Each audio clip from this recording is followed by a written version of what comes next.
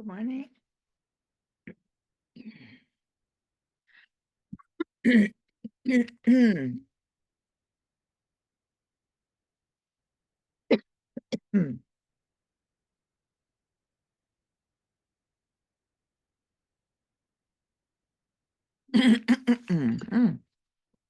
Good morning.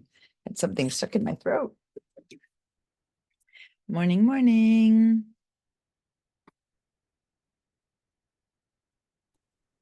There we go. So much for the boiling hot weather alert, right? Look at me. Like, I know it'll get warmer as the day goes by, but how's it going? How was everyone spend their 4th of July? I gotta tell you something. Yeah. Mine was very strange. I had to put my cat down, Oh. and it was the last minute thing, and right after he died, the fireworks went off. So it was kind of surreal. Anyway, so I'm a little bit worn out today, and I may not stay for the class, but I'm thinking I'll try. Of course, of course. Just hang in there, do what you can. And Okay, I'm so sorry. it's all right. It was time. He was 19. Ah, yeah, well, then that was a great, lucky Yeah. life. Hi there. I'm on my way home, Diane, but I'll be able to get on my computer and join the class within a half hour. But I'll Okay, just be standing by watching until then. that sounds wonderful. Thanks for letting me know. All right. So, as a heads up, remind me if anyone is on VDI. If you're on VDI, give me a yes, please. Yeah, it's Photoshop, everyone's on VDI, but not in this class, right? Yeah, it's interesting. I'm always okay. Well, then that's all the better. Okay. So then let me begin by sharing my screen. And what I'm going to share to start with is, oh, I'm on the wrong.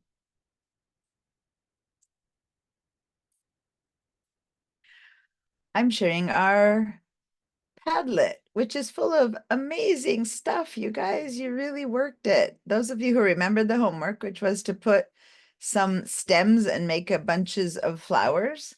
I've seen some great, great bunches of flowers, lots of good stuff. Loving it. So when we left class the other day, we were kind of here at the flower stage. And then I began to get in all these different versions. You guys can go in here. Let me, by the way, give you guys the link.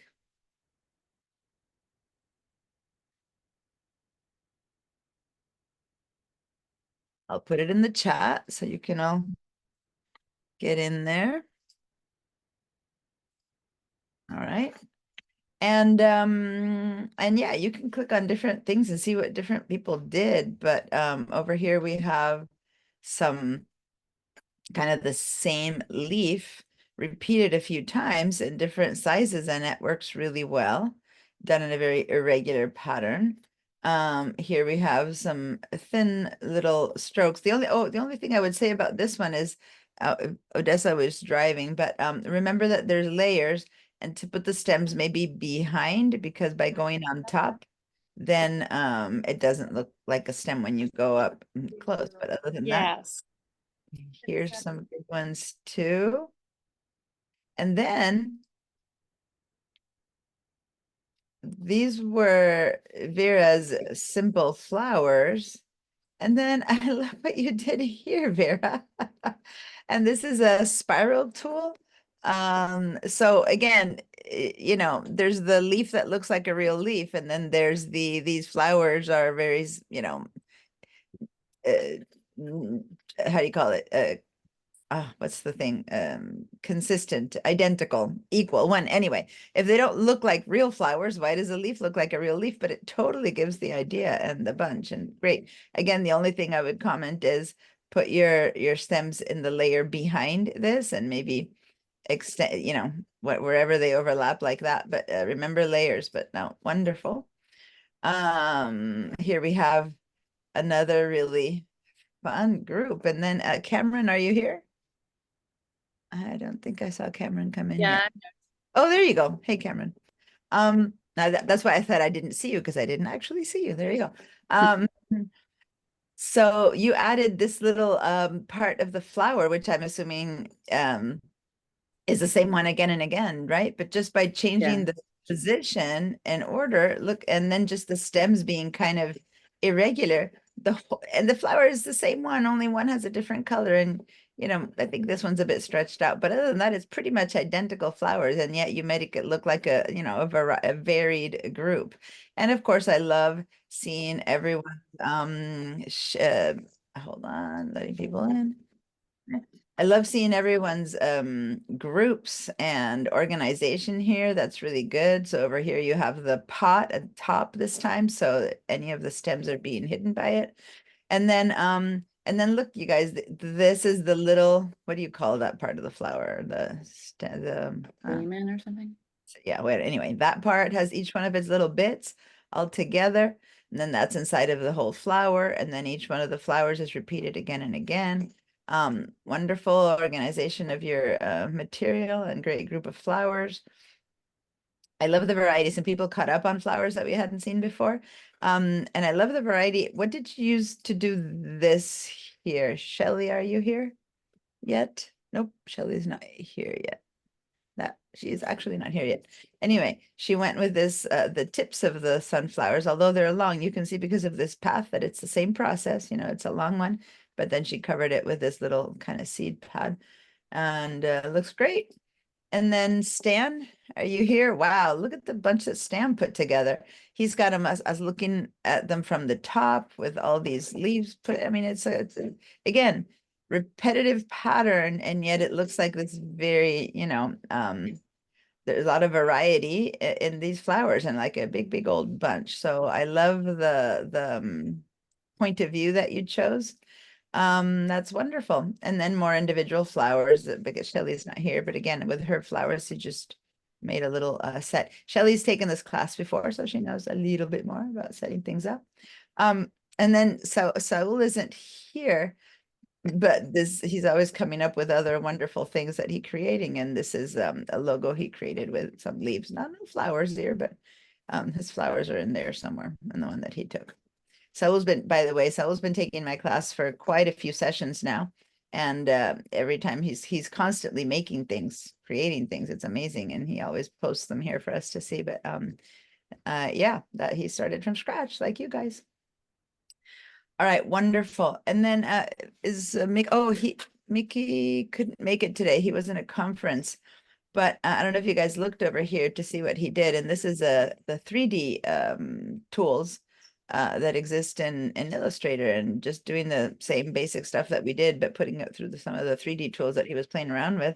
That's what you get. I don't ever get around to teaching 3D. It's just one too many tools for the basic Illustrator. But if you guys have a chance to sit around and have, waiting for me to correct on someone, you can open another,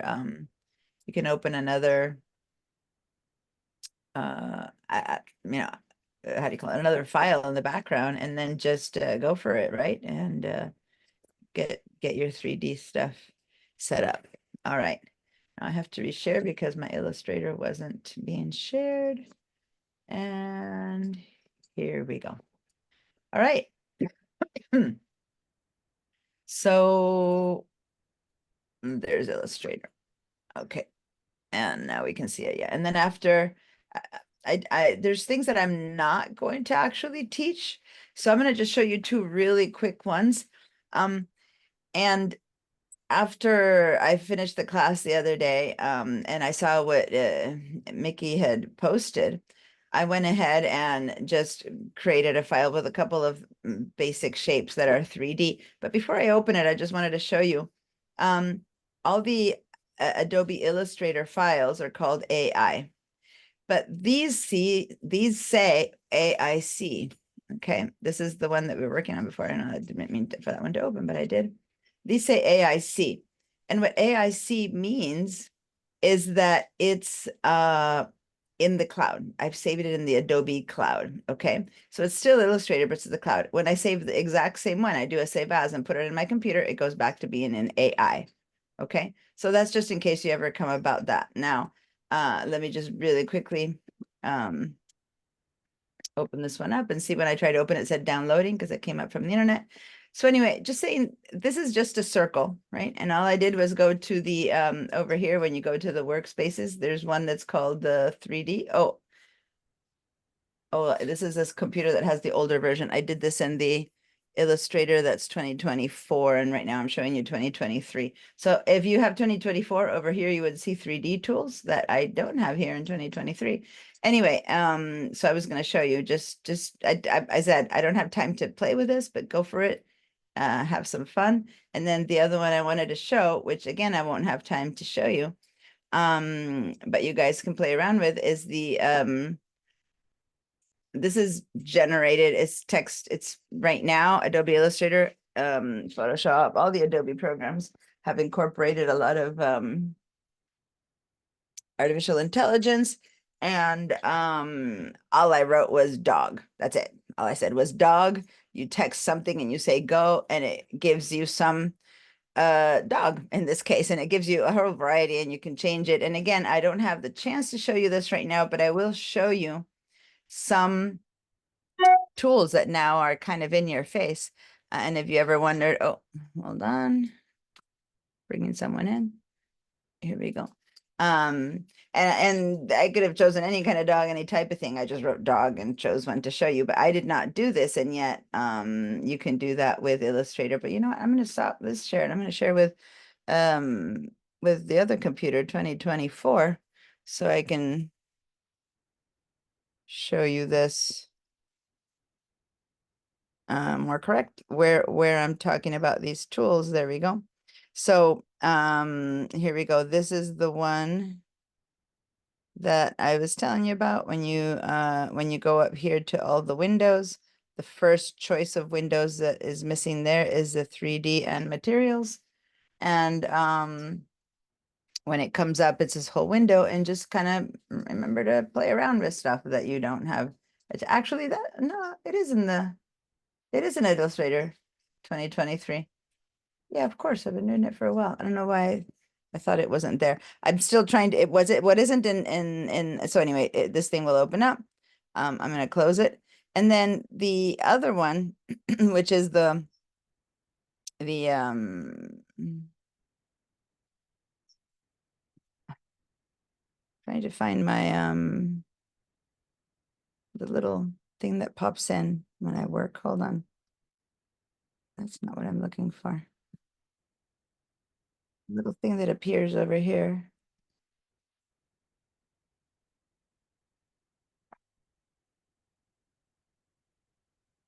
Huh. Maybe I'm.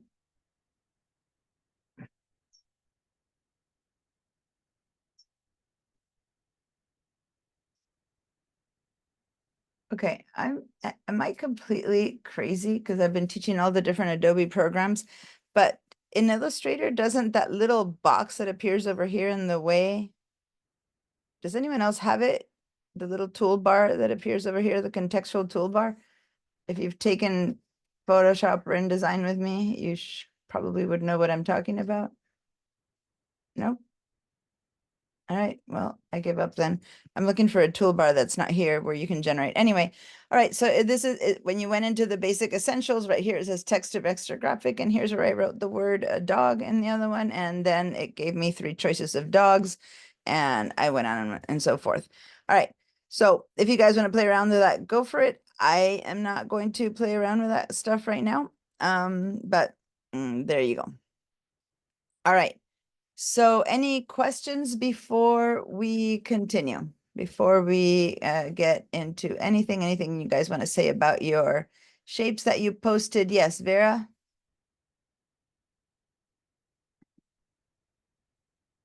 You're putting something in front of the light, but since you have blur, it doesn't, like, I see your face, but the blur, it's the Adam, no.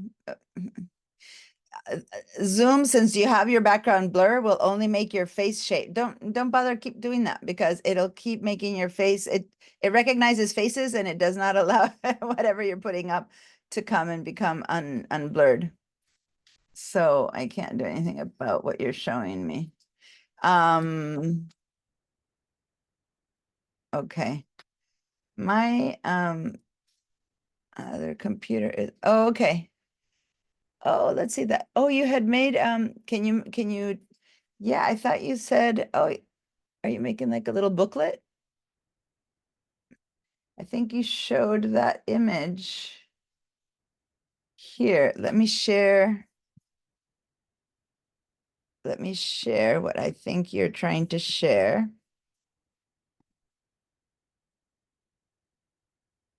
I believe that this is what you are showing me and a little bit that I can see.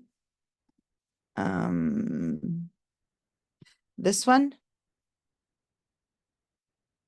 This is kind of what you were showing me. Is that the shape?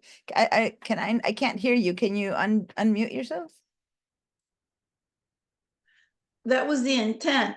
But when I got to the beak, I couldn't do anything more because my body kept moving around. So what I don't understand is at what point do I lock the screen in order to continue? Not the screen per se, but the object itself, the element itself. Do you have the file that you can share with me to show me what was happening? Yes. Let me get it Okay. up. Meanwhile, I'm letting a couple more people in. Guys, I really appreciate people trying things out because that's where you really learn. And those of you who went for it and gave it a try to make the flower bunches, well done. Those of you who I'm going to, unfortunately, my second computer is crashing. So Maybe I got frustrated and trashed it. I don't have it. But oh, no. what was happening is that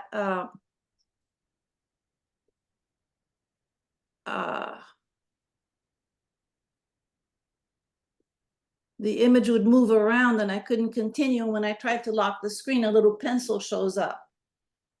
All right, so I'm going to show you a little bit about locking screens right now.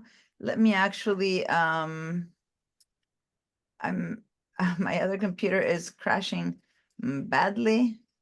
So I am right now restarting my other computer. I don't know what I did that messed it up. So let me restart that computer. Fortunately, I have this one going. There we go. And then I'll hear it. All right. So let's go ahead and open Illustrator with a blank file. And here we go. Let me share again. And I'm going to have us make a new file. And then this time, again, we're going to head over to print that we did last time. But this time, I'm going to have us set up the document differently from the beginning. So we'll head over to the right side again, and we're going to go to points and change it into inches, just so that we're already set up. If you have already the memory of what you did last, you probably have 5 by 5. I've been working on some other stuff. 5 by 5 is a pretty generic shape that works for me for when I'm demoing. So I'm going to go back to 5 by 5. I'm going to start with 4 artboards this time. And then I just wanted to tell you a little bit more about the stuff that's down here that I haven't been talking about too much yet. And these choices here are if you're going to print this document. So in those of you who are in my digital design techniques class, whenever I talk much more in depth about all of these choices, but here just wanted to remind you the word bleed, which is like bleeding. What's the word bleed? If the file that you are making is going to be printed where the entire artboard is going to be printed as a page and there's color everywhere, then you have to add bleed. And I'll show you, I'm going to go ahead and add a little bit of bleed in this one just so that you can see what it is. So I'm going to click one time up and notice that it goes and gives me bleed all around and 0.125. So it's 1/8 of an inch bleed. And I won't be able to show you more until it opens up. And then because it's print, it's going to be automatically in CMYK color, which is cyan, magenta, yellow, and black, which is how we print things onto paper versus RGB, which is the colors of light. Okay, so that's all we're going to do. I'm going to add a little bit of bleed, 5 by 5 for artboards, and then let's say create. And then over here, what we have right now is the artboard with this blue line, this yellow. Okay, Deanna, wake up, not blue, not yellow. I'm paying attention to my other computer that is refusing to start, and I'm wondering what is wrong with it. And so not really focusing on what I'm saying here. Let me just put this aside. Red line. So this is that bleed. And so let me say, and that's all I'm going to say that I have, you know, my flowers that I made over here, and I'm just going to make them. Oh, I need to go to my text of extra graphic. I'm going to close that. Okay. Any old shape, I don't care. But say that this is a flower and I need to print, you know, print this whole thing on a garden. Then someone asked me at the very end of last class how I would change the color of the artboard. Who asked me that? The background. Someone said they wanted to change the color of the background. It was me, Elisa. Lisa. Okay. Yeah. So if you're an illustrator, remember, and since this is my tiny computer, it's harder to move. I'm moving my Zoom stuff out of the way. Hold on. It's a little bit harder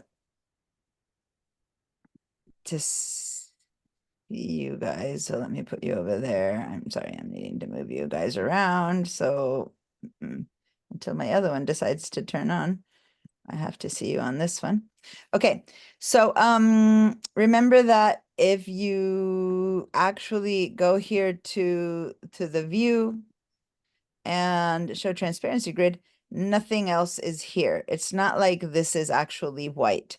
So in an artboard, if you want it to print, you have to put a color in it. And for example, in Word or in Photoshop, in other places where white just appears as a thing, it exists. What you can do is change its color. But here there is no color to change. So if I do want a background on this element, I actually have to make a box that's a color. And I'm going to make a box that goes from bleed to bleed. I'm going to change its color to, I don't know, whatever, orange. I'm going to go ahead and make sure that I put it in. These things are in the way. I hate teaching from my little mini computer because things are in the way. Okay, I'm going to move this underneath. All right. And so this is what I have. Now, no matter if I'm viewing or not viewing the transparency grid, and remember, I'm going to show transparency view and hide transparency view from the view menu up at top. So you have file, edit, object type, windows where we find all the windows that are closing, and view. When I share my Mac, the Mac doesn't share this set of tools, but you have them right here if you're on a PC. So under view, all I did was I said show transparency grid, and right now with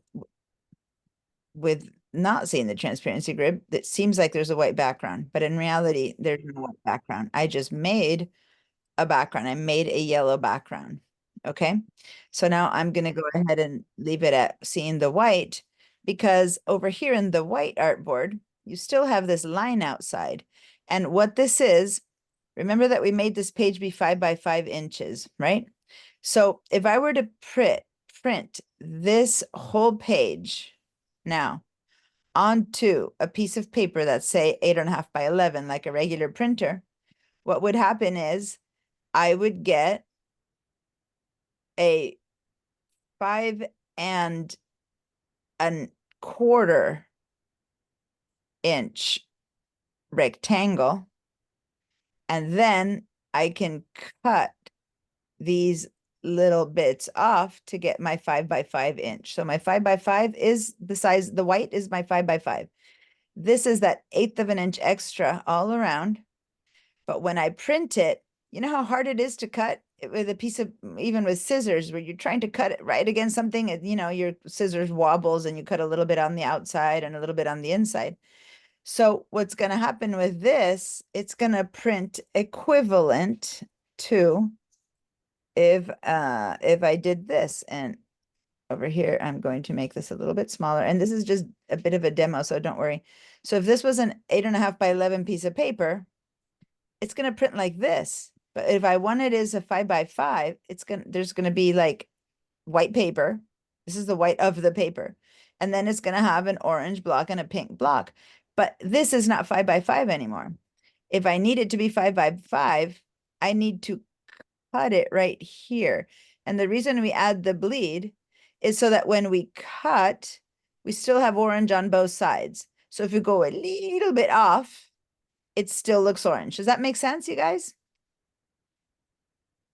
Any questions or things anyone wants to say, please let me know. Other than that, if this orange were exactly 5x5, then when I cut, it would go in and out. And even when you send it to a printer to cut, they also have machines that go junk and slice. And when they slice, if they slice even a teensy bit off, even a hairline off, then you have a white line. And that's why if your entire page is what you need to cut, then that's why you add space to it so that the printer prints you need a bigger paper than 5x5 to print on.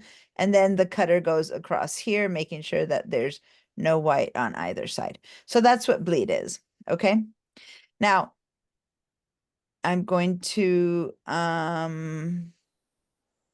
bring this down a little bit. You don't have to do this. This was just answering about bleed and a question that was asked at the beginning that I thought was important that you all know.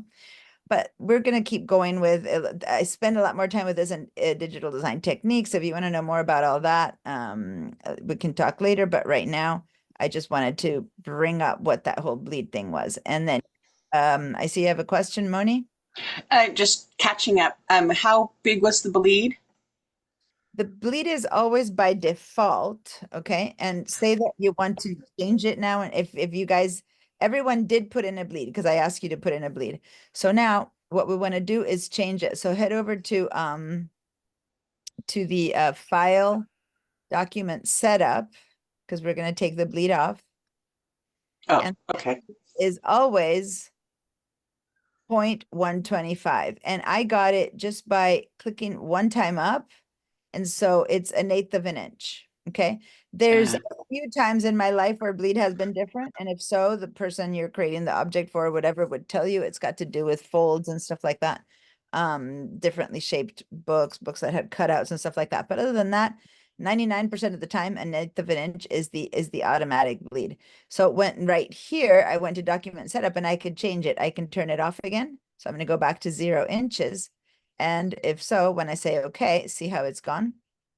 Now I don't have that anymore. So now I have a box that's just bigger than the artboard, right? For no reason, technically. If this isn't going to be printed with bleed, if what I'm going to print is an 8.5 IC piece of paper and it has to be 5x5, then I don't need bleed because it's going to be on the inside. But what I do need to know, if I truly need to cut this out, like I'm making stickers or something, I should make this base box bigger so that I can cut through the middle. But we wouldn't add bleed to this document because the bleed goes always outside of the artboard. Okay. If you are creating it from scratch and you say print, you get given the choice of bleed. And this is where we added by going one arrow up. That's margin. Sorry. We went to advanced options, bleed. Did I say print? Why is it not giving me the bleed choices? Oh, there it is, bleed. So I went up.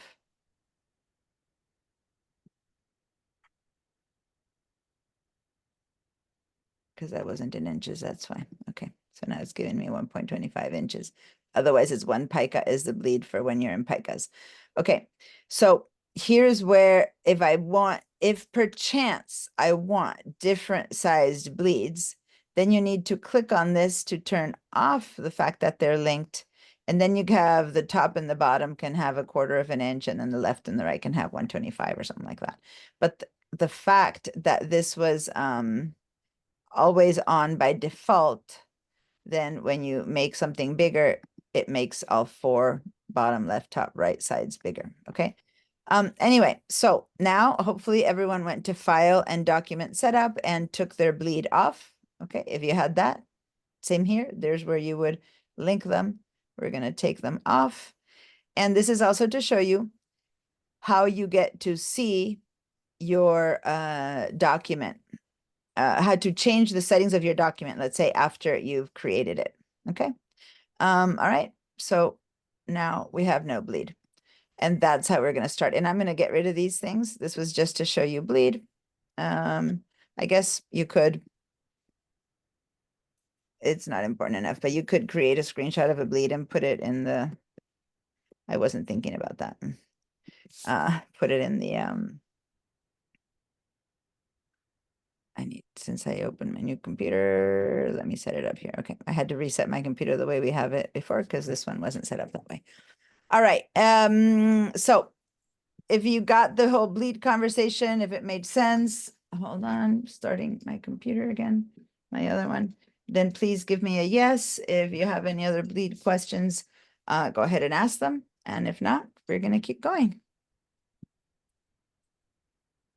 And I need to expand you guys so that I can see everyone. All right.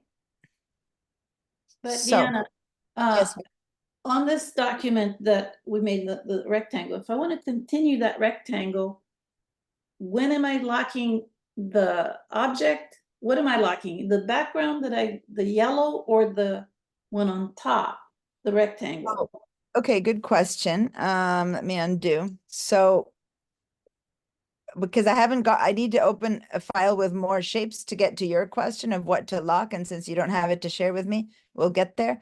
But given your question, if this is, right now, let me put that in there again, at about yay big, even though I don't have the bleed. Right now, if I'm trying to work on this one, right? And this is the background, it could be that sometimes it gets in the way and I can't like work on it without like, if I know that's the background, I'm never going to move it again. If it's like there's nothing else happening, I could go to my layers and over here in this rectangular background, I could put a teensy little lock right there. So I can see it or not see it, or I could lock it. Now, no matter what you try to do with it, you cannot select it anymore. It's unselectable. It's locked. So now you can freely move this one around. So in your case where you had your, are you guys, is this one being shared? Yeah. Yes. Okay. Where you had this guy, if you were having trouble, you said that you wanted to put the triangle behind, but you couldn't because the bird body was moving. Is that what was that? Yes.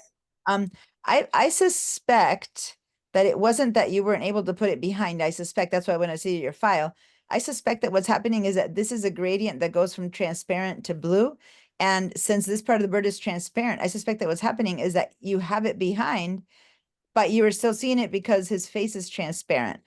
That's one possibility. The other possibility is if you were trying to put it behind, you couldn't, then it's not about the bird itself, it's about the layers. So let me go back to Illustrator. Say that I had, say that this was the beak of the bird that I'm trying to put, let me give it a different color, and I'm trying to put it in the back. It's not, the only thing I can do here to put this guy in the back is to actually go to the layers and drag it down, and then it'll go in the back. So it's not, in this case only, what you're saying, there's no need to lock anything. There's just a need to move the layers and to put it on top or below. See that? Yeah. And today we're going to be talking about gradients. Here's the thing about the gradient that you added is, I believe, this one.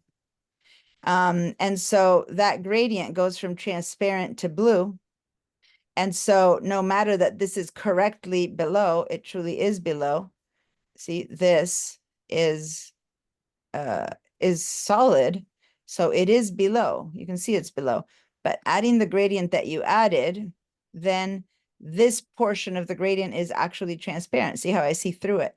If this That's why it stayed white. were there, I would see it a little bit, but this, it doesn't. And that, I believe, is what's happening to you here. See, guys, how she has this transparency going, this gradient going?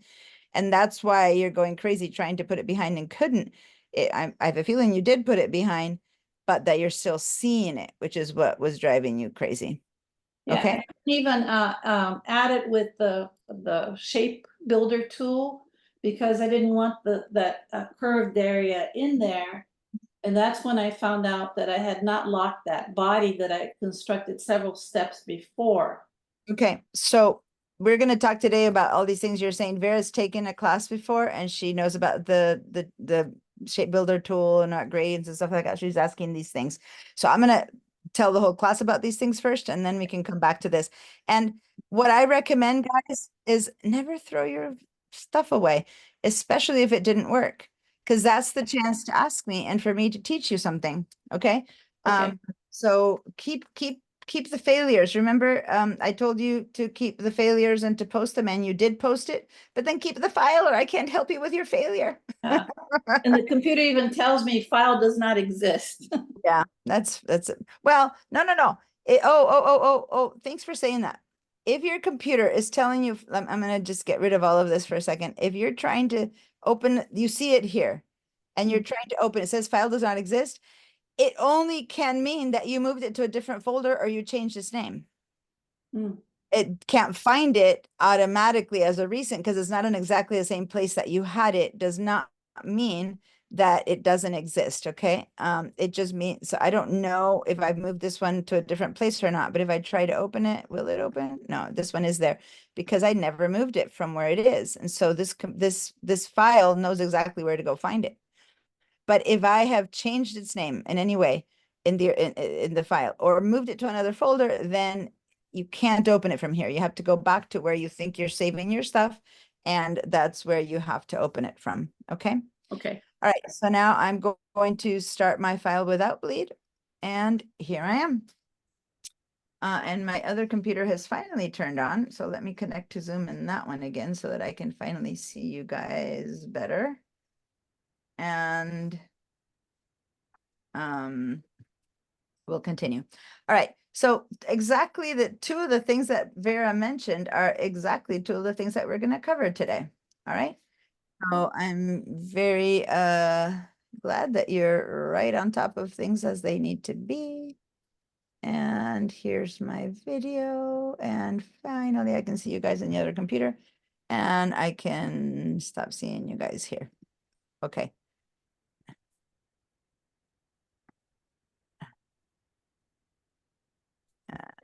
Diane, what width did we make our artboards? 5 by 5. Okay. Okay. Sorry, I needed to move this out of the way. And here we go. Okay. 5 by 5. Now, the first thing that we're going to practice is the shape builder tool, and then we're going to dive into colors. So let's go ahead and head over to shapes. And if you made any of the stuff that I was just showing you, just go ahead and delete it because, you know, or if you had a chance to keep it and do a screenshot to put it in the thing, that's great. But otherwise, it was just a quick little answer to an important question that was asked at the end of the day. All right. So let's go ahead and start by make a rectangular shape. Usual. We'll give it a fill so that it doesn't, you know, float around looking like it's nothing. And then I'm going to command or control plus because I want to fill my screen and see it a bit bigger. Okay.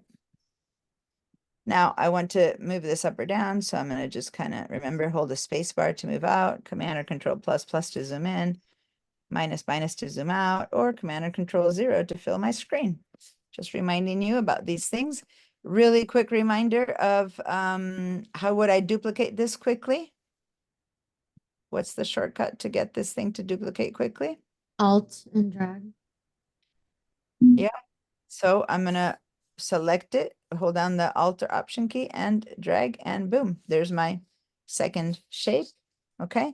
We're going to get rid of this thing that I just did. What's the shortcut to get rid of this step? What's the shortcut to get rid of the step that I just made? Control Z. Control or command and then tap the Z. Okay. So everyone please practice that. And hi, Saul. Nice to see you. And then someone else just joined us. Jinsu joined us while I was battling with my computer, and Vince. So hi, everyone. Go ahead and everyone, don't forget to go over to the chat. I'm seeing only 3 hellos. And remember that I need everyone to give me a good morning in the chat. Thank you, Liliana. Cool. I think there's more if you scroll down. A lot of us have said good morning. Oh, I know I'm seeing 3. You're right. When I restarted Zoom on the new computer, I only see the 3 that just showed up. Thank you for pointing that out. Yes, I do see that there's many more than 3 in there now. Do you want us to retype it? No, that's fine. I have it in the other one. It'll stay it'll say. But if anyone had an actual question that I didn't answer or that's in there, let me see. I see how do you make the art? Oh, how do you make the artboards line up in a square? What do you mean by line up in a square? Well, mine are all lined up in a line. I didn't know from the beginning how to set it up. I can't find the panel that says add artboards. Like when I open a So doc. there's the artboard tool here at the bottom, right? So if you go down to all your tools, very down here is the artboard tool. Once you do that, you are working on your artboards. But in this case, since I'm zoomed in, I have to zoom out, okay, to see my artboards. And if I want to move them into a line, I could.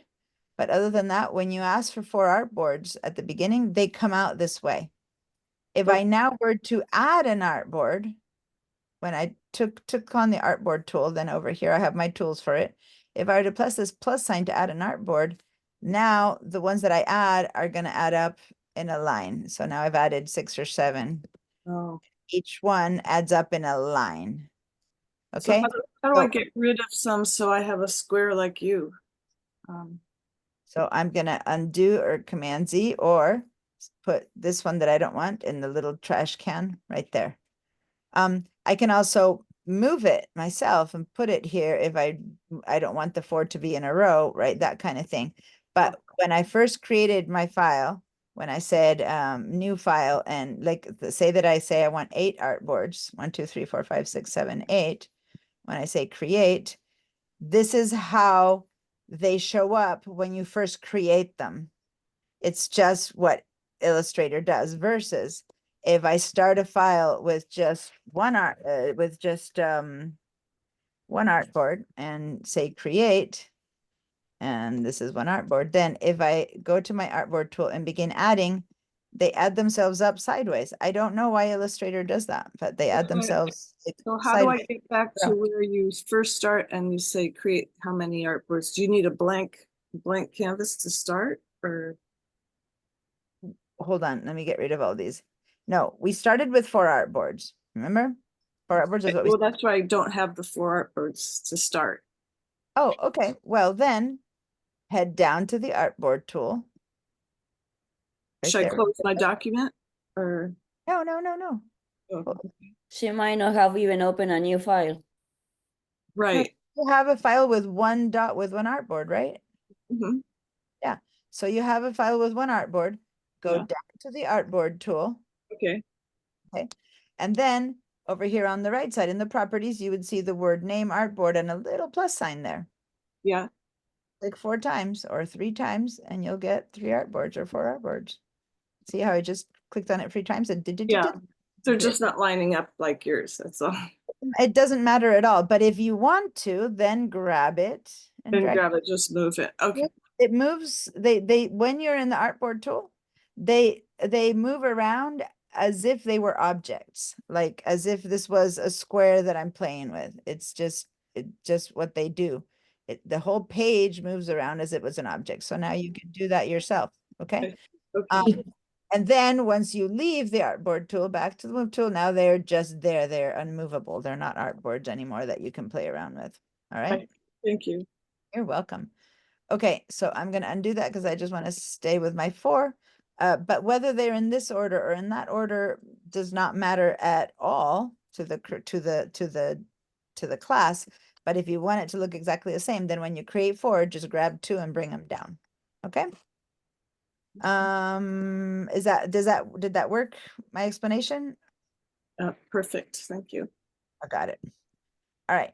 Oh, well, and Jill is actually adding, you can also click on rearrange all, and in layout, you can see the layout. Yeah, you can, there's so many other ways you can, so see here in the chat, Jill's explaining other stuff you can do. I was just showing how when you first create them, that's what Illustrator does. And then you can do whatever you want, or you can have the computer rearrange them in whatever order you want them to rearrange. So thanks for pointing that out. So let's go ahead and let me go ahead and now that we have one rectangle, so now we should have one. I just had us do the copy, the duplicate, and the undo to remember how to to do and redo.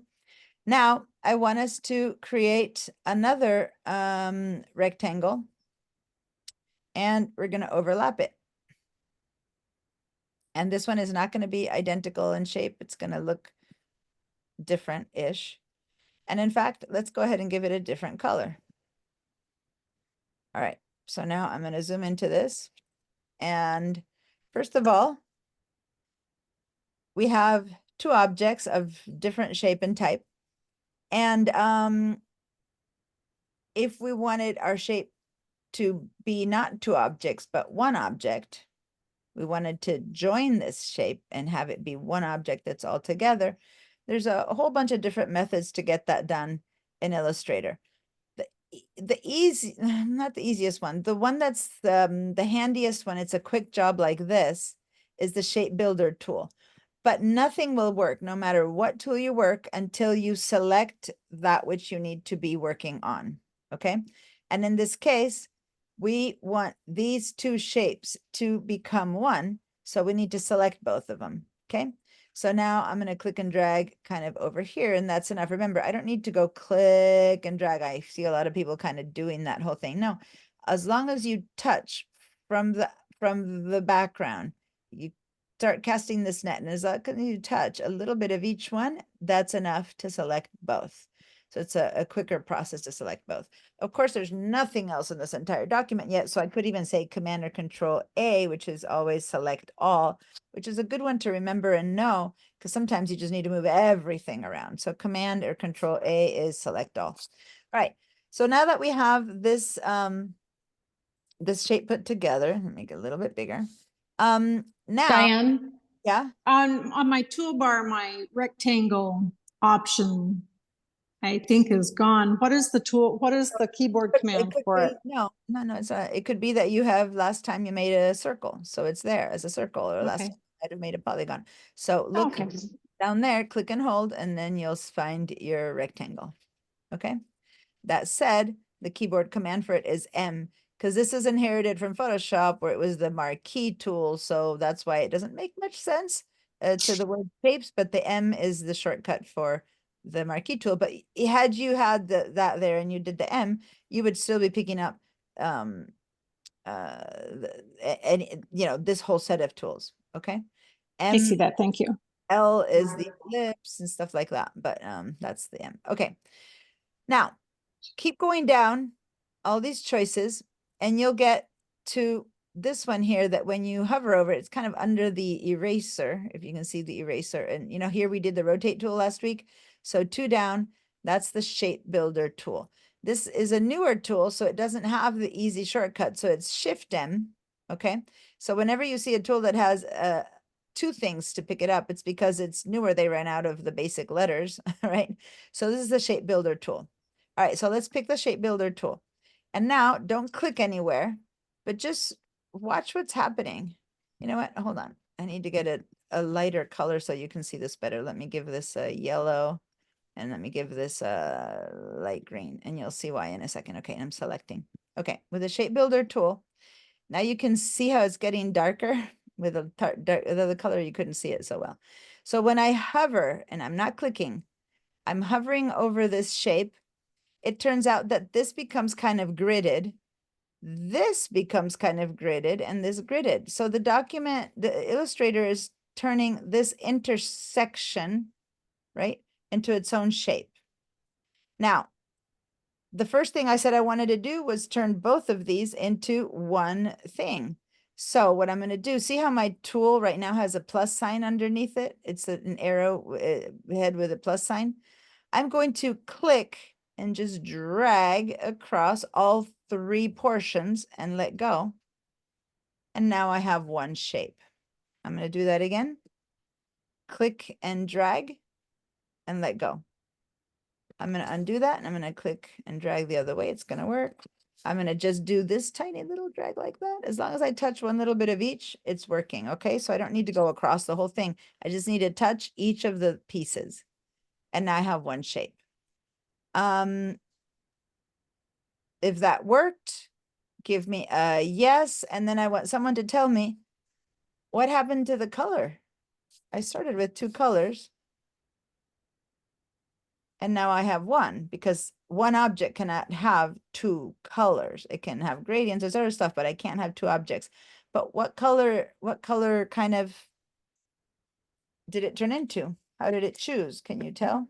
The one that you dragged over first. Nope.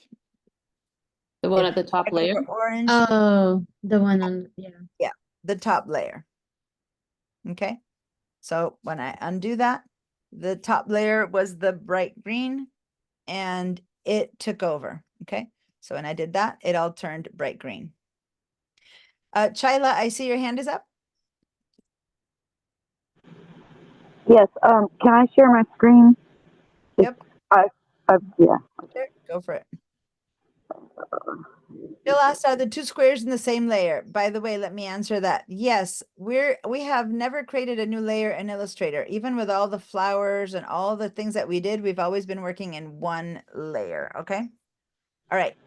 Yeah. So So first, I have it no, selected. stop. What was the first step? What was the first step that you're not doing yet? Who remembers the first step, you guys? Yeah. Select both shapes. Okay, thank you. Both shapes, not one, both need to be selected. Okay, guys, you have one selected there. So click, shift, click, or click, there you go. Once the bounded bound is holding box, both, then now it'll work. Okay, awesome. Okay, Thank you. you're welcome. Let me stop your share and I messed up in this. Hold on.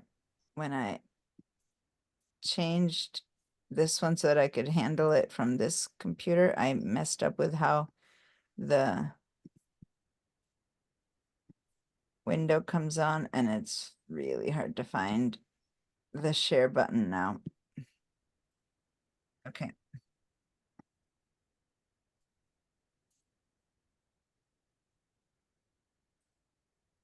Okay.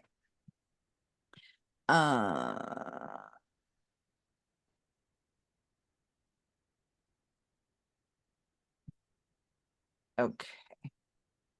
I'm sorry, I'm still messing around with Zoom for a second because it had messed me up. Okay. Good. So back to the question that was just asked. All of this is always under layer 1. In none of the examples we've given yet have we created a new layer. Okay. Let me just go back to the Safari, to the Padlet, and remember that I shared, Saul, you just joined us, but I was sharing different things and I shared, Saul's here right now. This is the one that I mentioned that Saul had made, but I just wanted to point out over here that he does have multiple layers in here, but each one of these layers is a completely different logo or shape or object, and they're not meant to be part of the same art piece. He's creating completely different things. Instead of creating 22 files, he's got 22 layers and he's making different things in here. Within this layer, he has all his groups and shapes and whatever of this thing that's Super C. But he's called it Super C, but this is a layer, this is a layer, this is a layer, this is a layer. He just gave the layer a name, right? But it's a layer, it's an entirely layer. So that's a good example of a use of layers, okay?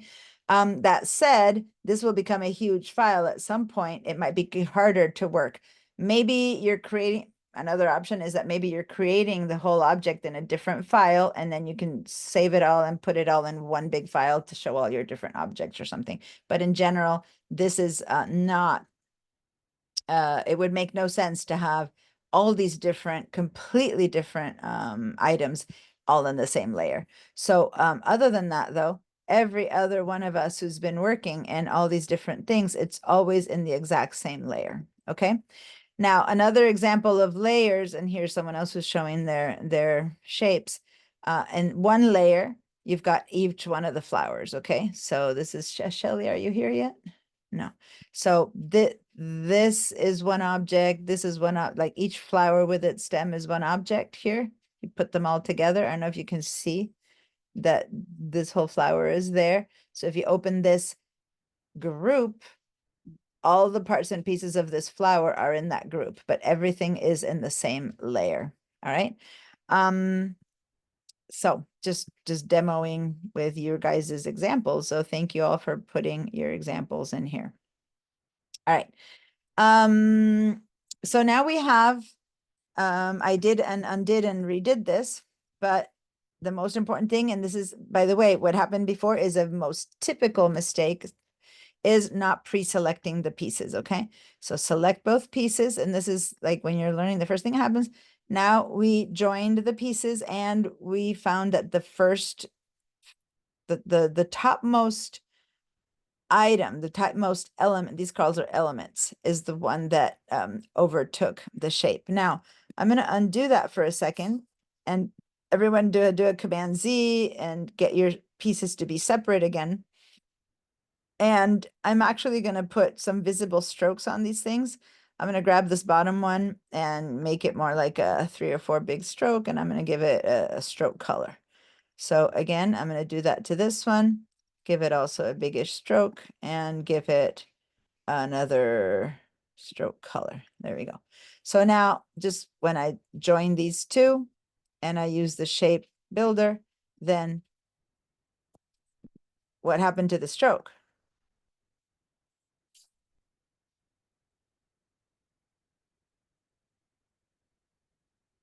I'm selecting these two shapes and I'm joining these. Can anyone? It default to the first element that you made. Yeah, so surprisingly enough, the stroke is defaulting to the bottom layer and the fill is defaulting to the top layer.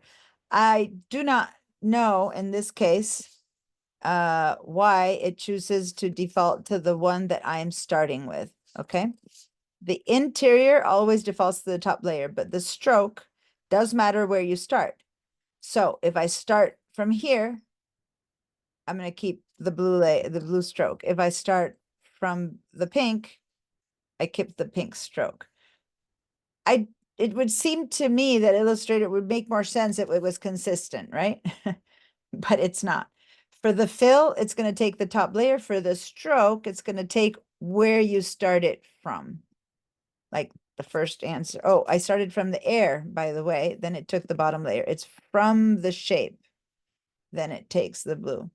So it doesn't matter too much. Most of the times we don't have different borders on shapes we're going to join because we know we're going to put them together to join them. So it's a little bit like an interesting concept. But if you ever wonder why things went into a different way, it's because of how you started or where you started or stuff like that. Okay. Now, if you start out in white neutral territory and start dragging from there, then it also it does default to the top choice, to the top color, bottom stroke. Anyway, I'm going to ignore the stroke from now on. That was just kind of anecdotal. All that matters right now is let's join that shape. Now, when you join that shape, you notice that now this shape is completely one piece. Like if you try to modify it or change it and turn it back into its two portions, it's impossible. It will not change back into its two portions because you don't have that portion anymore. Let's undo. Let's take our two shapes. And now with this same tool, we're going to not cross all three shapes. I'm going to cross only the big one with the small one. So I'm going to go click and drag like that. That's all I'm going to do. So when I did that, I ended up with two shapes. Now, if I want to grab it to separate them, I'm still in my shape builder tool. So I have to go back to my selection tool. And if I were to go back to my selection tool and move it and back to this one, it takes too much time. So does anyone remember? Hold on, how to get the quick selection tool really quickly temporarily? Just like we hold the space bar to get the hand. Do you remember how to get a very quick? Control. Yes, control for the PC, command for the Mac. V. Now I can get my black arrow tool. See, the one that had the plus, that's the shape builder tool. I hold the command or control, then I can just kind of click away and grab and say, yeah, I turned it into two boxes. The piece of this that is missing, it got incorporated into this shape. This is like, well, why would you do that? Why wouldn't you just have two squares? Well, hold on. Let's undo again. And now, since we let go of the control, we have this tool again. Now is when it becomes interesting. Let me join these two. It's like it's already one shape. Never mind. In this tool, join these two. When you let go, and now I'm going to go back here. Look what's happened. It's like you bit a little piece out of the big tool. It's like that intersection becomes its own shape and it joins a different place. And this is the part that's a little bit stranger because you've got two different shapes. I'm back to two different shapes. Okay. Two different shapes. When I select both and use the shape builder, all I'm doing is going over the same shape that I put on top with this tool. I have to move out to the move tool to click away to grab it. And yet it bit that little chunk out of it. Now, I'm going to do one more example and then I'm going to raise my hand for questions. So each time I keep undoing, back to the two shapes. And I know I have two shapes when the bounding box goes all the way around. Okay. And I see all these lines. Then I'm going to do the last thing, which is I'm going to just drag across just this little piece. That's all. And now what I have is three shapes. Can you even see from the paths? Now, if I click away, I have that, and it's cut a chunk out. So depending on what you touch, what you cut, what you do, you are turning the parts and pieces into different elements. I'm gonna keep undoing and undoing. And in fact, it might be better at this time to not have the border, the strokes anymore, because it's a bit harder. You know, that was just for color. So I'm going to select both shapes and I'm actually going to take the stroke off of both shapes so that we can just have a simpler, a cleaner line to do this exercise. So now I'm selecting both. I'm going to the shape builder. And the last thing I did was I just crossed across this one little bit, the intersection. And now when I click away, I have my three shapes. Okay, before I continue to other options that we can do with this, any questions? Anyone for whom, and let me clear your answers. Anyone from whom this is not working? Any questions? If it's all good and you see it, give me a yes. If it's like kind of weird or confusing, give me a no. Okay, Diane. Yes. I lost my ability to ungroup and select individual shapes. Okay, I was never grouping. I never Okay. did group is a different conversation. Just so you know, and it's you possibly didn't mean that, but if you did group, the grouping choice is different. I just selected both together, right? So then Okay. I do something to them like this. You have to go back to your selection tool, click away, and then these are separate elements. So it's like 3 steps. Okay. So I'm going to undo until I have, well, I keep going all the way back until I have no more of these shapes. So when I do anything with this, right? When I do something with this, oh, sorry. I'm gonna cut this little piece one more. I forgot to get the shape builder tool. When I do this, now I have 3 shapes.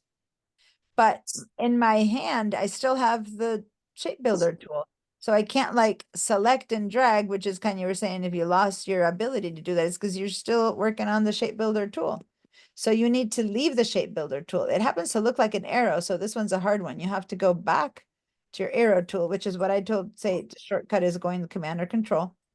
But if I go back to my arrow tool, everything is still not grouped per se, but all 3 objects now are held by the same bounding box. So I need to click away, get rid of that selection. Then I can get my 3 little chunks, which somehow I managed to also change into 3 different colors, into the same color. Did that work now, Odessa?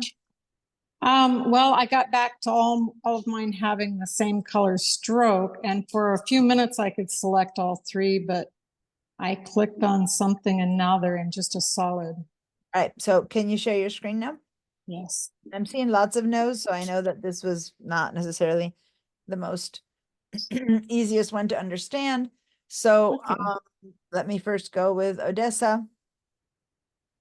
Those of you who did get it, and some of you have done things like this before and it did work for you, go ahead, and this is just for people who are comfy and want to move on to another shape.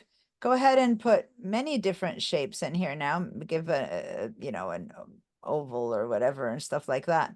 And then I'll look at that. all of them selected, start playing around. Okay, so now So now I can select the 3 different ones. I'm getting the gray. yeah, but you know what? To learn how to do this, don't have 3 it's way too it gets really complicated. So go. Make just 2. And change the color of one so that you can really see what's happening. So go, say cancel and go and change the color of that one over in the properties. Okay, I've got to move our chat box. Oh, you have the zoom in the way. Got it, yeah. Make it a very obviously different color. Okay, otherwise you can't really visually see what's happening. All right, select both shapes now. Oops, I'm in the wrong tool. Yep, Command Z. Yep. Select both shapes. It's either shift, either you have to click shift when you select both, or you have to, oh, see, you're getting that bar. Hold on. Let me just stop you for a second. I was trying to show you that generative toolbar that she's got getting there that for some reason I cannot have it start on mine again. That's the Can I hide the bar? Textual toolbar. If I were you, go to the very far end of it, which now is kind of hiding. Oh, you have all your tools floating. Even your tools are floating. No, but even on the left, even your toolbar is floating. So your generative toolbar is being hidden. No, go up to window, and then say arrange. And then tile, oh, you don't have it. It's grayed out for some reason. Huh. Okay. Okay. I would say just go in then and go to the workspace and reset your workspace. So go up to the far right, top right, little box. Move further to the right. Yeah, click on that and say reset essentials. Oh, look at that. Yay. Place again. And now you can grab that generative one from the far left. No, from the far left, and just drag it out of the way a little bit. Put it in front and top. Otherwise it keeps getting in the way. Okay. There, because otherwise it was very hard to. Can you also select one of your shapes and then Command 0, Command plus, so that we can actually see what you're doing? You're so far away. I gave you Command 0, Command plus. Command. Oh, yeah. Oh, what are you in, Command or Control? You're in Control 0. There. You guys have to see what you're doing. If you're far away, you can barely see what's happening. All right, select both of your shapes now. By doing the shift? Shift or I prefer actually doing the casting the net kind of thing myself, but yeah. But you need to first select before you change tool. So click, shift, click. You only have one selected. Yeah, click one, shift, click.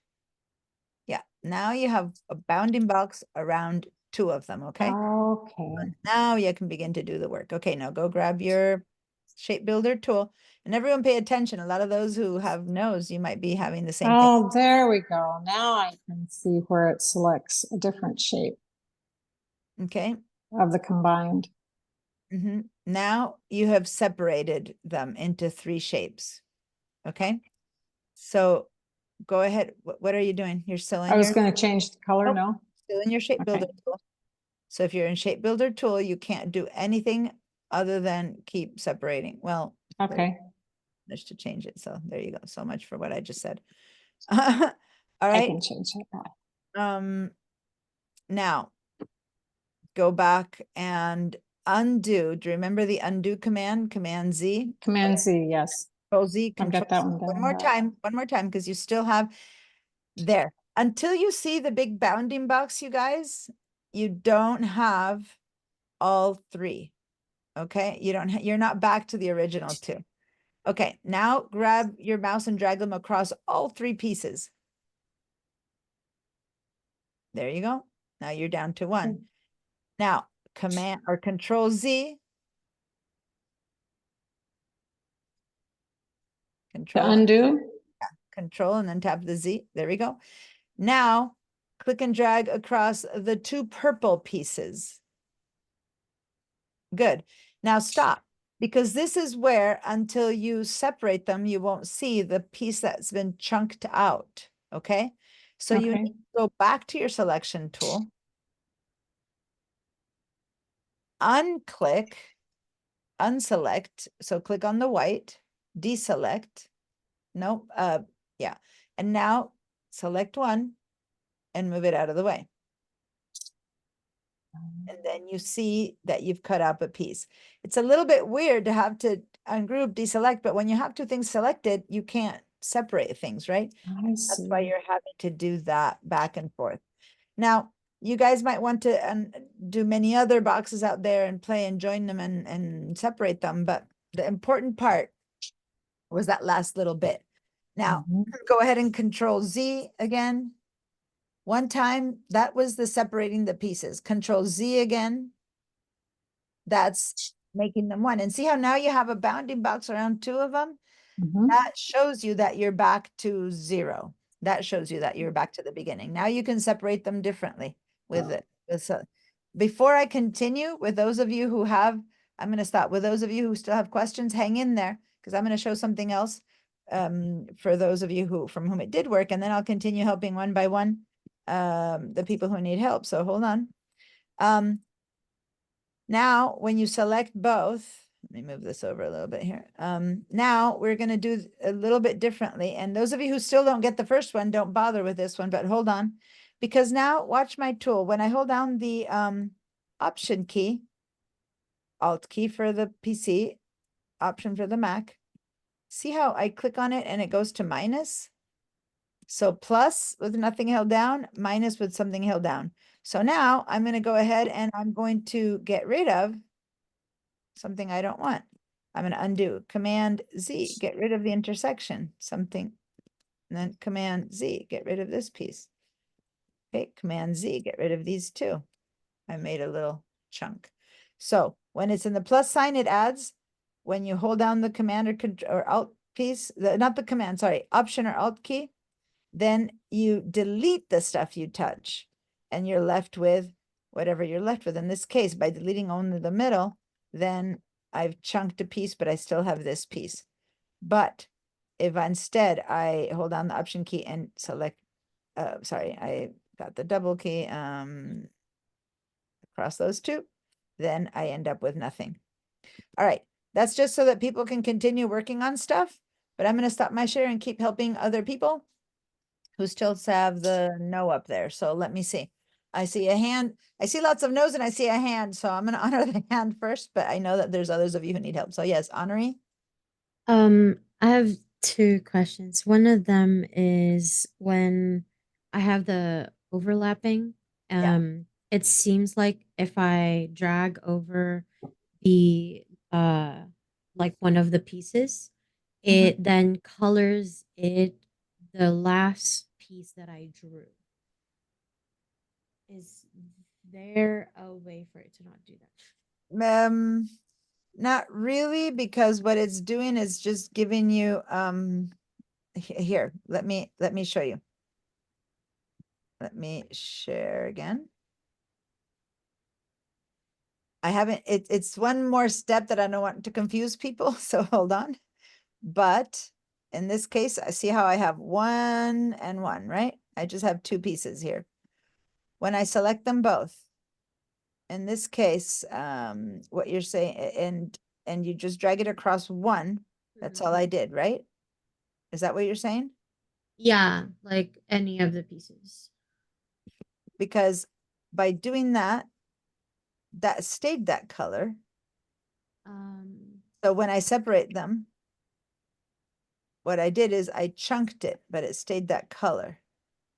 So I'm not sure. It's possible sometimes when you do this, one thing that happens, and this is the part that's confusing, guys. And when I right now separate these 3, I end up with double of one of them. And it could be that you have double of one of them because we're just getting that, and oh, not in this one, not in this case. They have to be overlapping and then you keep 2 pieces. So hold on. If I were to do this right now, I have incorporated a piece to that. Oh, nope, it's not doing it. I'm trying to show you a time. It's a thing that happens sometimes by mistake. It hasn't, I can't recreate it where you end up with double of something. Do you Can I want to share sh- your screen Yeah, to show me? I'll share my screen. Yeah.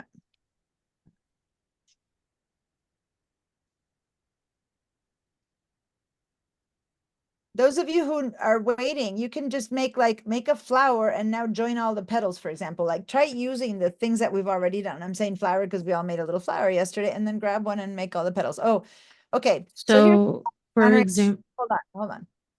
Remember I told people go and make a ton more shapes and stuff like that. And so that's what she's doing and playing around with it.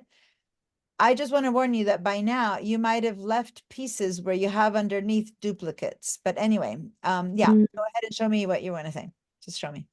So the last box that I created was this light yellow one. And so when I drag into any piece, it makes them that color. Because you're making a new shape. Oh, gotcha. Okay. Less shape, because by doing that, you've created a new, each time you drag, that is now separate. If you were to separate them, it's now a rectangle of that length. And Got so it. the shape is taking on, by default, you have so many pieces, it's just taking on the yellow of the latest one. Go ahead and put another one on top, and then it'll take on whatever Okay. color. Gotcha. Gotcha. Okay. Thank you. And then my other question was, what would be the practical usage of this tool? Okay. Very tons of it. So yeah, give me a sec while I keep helping some people get it to happen. Well, okay, you know what though? Let me give an example so people who are ready, which is like about half of you, can actually try to begin to do something a bit more with the shapes, and then I'll keep helping. And then everyone can see, okay, this is important to learn. So let me share this, and don't worry, everyone will get to this. Okay, so I just move over to another artboard for this. So say that I'm here's an example. Say that I need I'm gonna just make this piece repeat. I'm just kind of dragging some stuff out here, and say that I need these lines to be cut this way, right? And let me just shape. I'm going to create another shape. There's actually better examples, but here, let me change the color of this one so you can see what's happening with a different color. I'm going to create another shape on top. I'm going to put it in the position that I need that cut to be. So Is say, artboard showing? yeah, it's showing, right? For everyone Yeah. else. Okay. So I'm going to put this shape over here. And it doesn't need to be this big. And I'm going to actually copy it and put it over here. Right? So now I'm using these two as a foil, maybe. And this is, I should have done a real shape, but anyway. So now I've selected them all. And now I'm going to take this off and I'm going to cut across all of these. And I've created a completely different kind of shape because I'm using those extra shapes to create my new thing. And this is so simple that why wouldn't I just have created this 3 times? But if you put your brain to it, and there's some actual shapes. Say that I want to make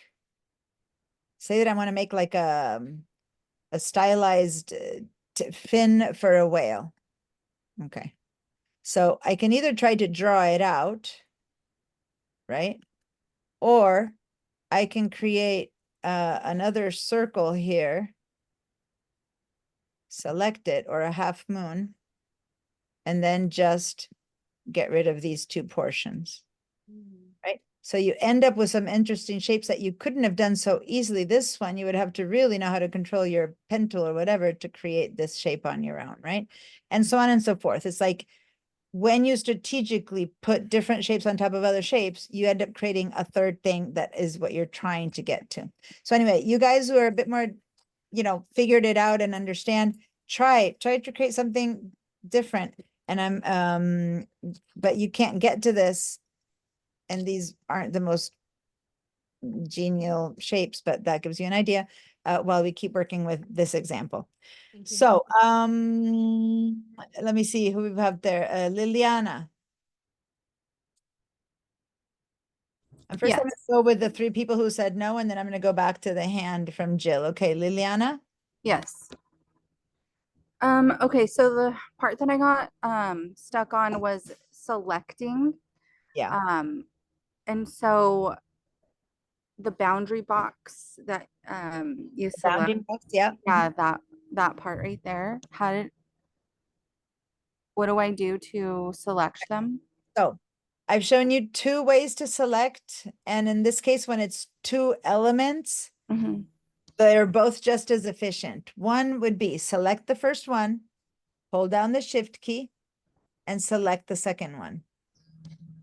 So you select one, shift, keep it held down, and click on the second one.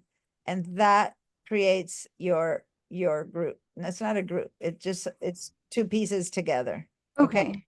Mhm. Now, imagine you have 10,000 objects. What if I put all of these here? Hold on. Let me put all of this stuff over here. And then what if this is what I want to select, right? Having to do click, shift, click, shift, click, shift, shift, click, shift, click, shift, click. It's kind of complicated, right? So Mhm. instead of doing click, shift, click, which is fine for 1, 2, 3 pieces, it's much easier if you click and drag on some white stuff and see that little kind of, I call it a net that you're drawing all this little dotted box. Mhm. If you draw this across something, you select it. I'm drawing it across that, I'm selecting it. I'm drawing it across that, I'm selecting it. I'm drawing it across that, I'm selecting it. So I start on the white always. And I touch a little tip of this half moon and I select it. So the easiest thing here to select everything would be to click and drag kind of like that. And boom, I've selected everything. Does that make sense now? Yes. You want to click and drag across all elements and boom, they're all selected. So you start on the white. Everyone who's waiting to be helped or whatever, please practice this. Start here and say, I only want to select these 3 right now. I can just do like that. And I've selected 3. But if I wanted to select that one and this one, it might be harder to draw a good box between these two that doesn't touch the green one. See that? So Mhm. then it might be easier here to just do shift, click, shift, right? So you use whichever system works best for you. But if you can do this and avoid the green one, sorry, like that, and avoid the green one, then you're good. So sometimes you can't. Sometimes you can only click and shift to really make something work. Okay. Mhm. Sometimes. So everyone, hopefully you've all practiced the whole selection thing that's been happening here. I'm going to move this one back into place, get rid of all of this. And whoops, I need to have space to move into. And when I'm teaching on this computer, by the way, I'm using my touchpad because I don't have actually a pen or anything connected to this one, and it's so clunky. I highly recommend that if you're going to do any of this actually on purpose, that you either get yourself a good mouse or a pen. And we're going to talk about that a little bit, but a graphic stylus, which is what I use on my other computer. So then you can actually do this much better. But with my finger on the touchpad, which is what I'm doing right now, it's very uncomfortable. Anyway, next person, Vera. I was can't- able to get two shapes, but not the third Mhm. shape. You want to see? Can't share the screen. There's another participant. Okay. That's why I had to stop mine first. Here we go. This one I got by using the Yeah. option. Mhm. Now you need to undo if you want to get to the next thing, but you've been doing so many other things that you're going to do everything. So I was stop. trying to follow you there. So if Exactly. So now stop. Just create another shape. Bring this blue one and put another rectangle to so you can start from 0, because otherwise you're not gonna be able to give me the example. Okay, start there. Now bring the little blue one over, for example. And those are your two beginning shapes. Yeah. Okay. Yeah. It has to overlap. Oh, They need to overlap or this tool doesn't work. how do I get Your layers are under the, yeah. Oh, do you know blue? the very, very top? Yeah. Yeah. Move that down or the other one above. Yeah. Perfect. It didn't grab. Yeah. And yeah, there you go. Okay. So overlap them a little bit more so that it helps. Okay. All right. So select both. All right. Now, shape builder tool. All right. So you wanted to be able to have a little third one left. Mm-hmm. You want to turn them into 3. Then you need to, the plus sign tool creates shapes. So if you go over to that little intersection right now and drag just across the intersection, a little tiny, like a little tiny drag just across the intersection and let it go. Yep, that's it. Oh, Now, that's what created it. now you've created the, now if you go and grab your selection tool, you'll be able to separate it into 3 different shapes. You need to first deselect everything.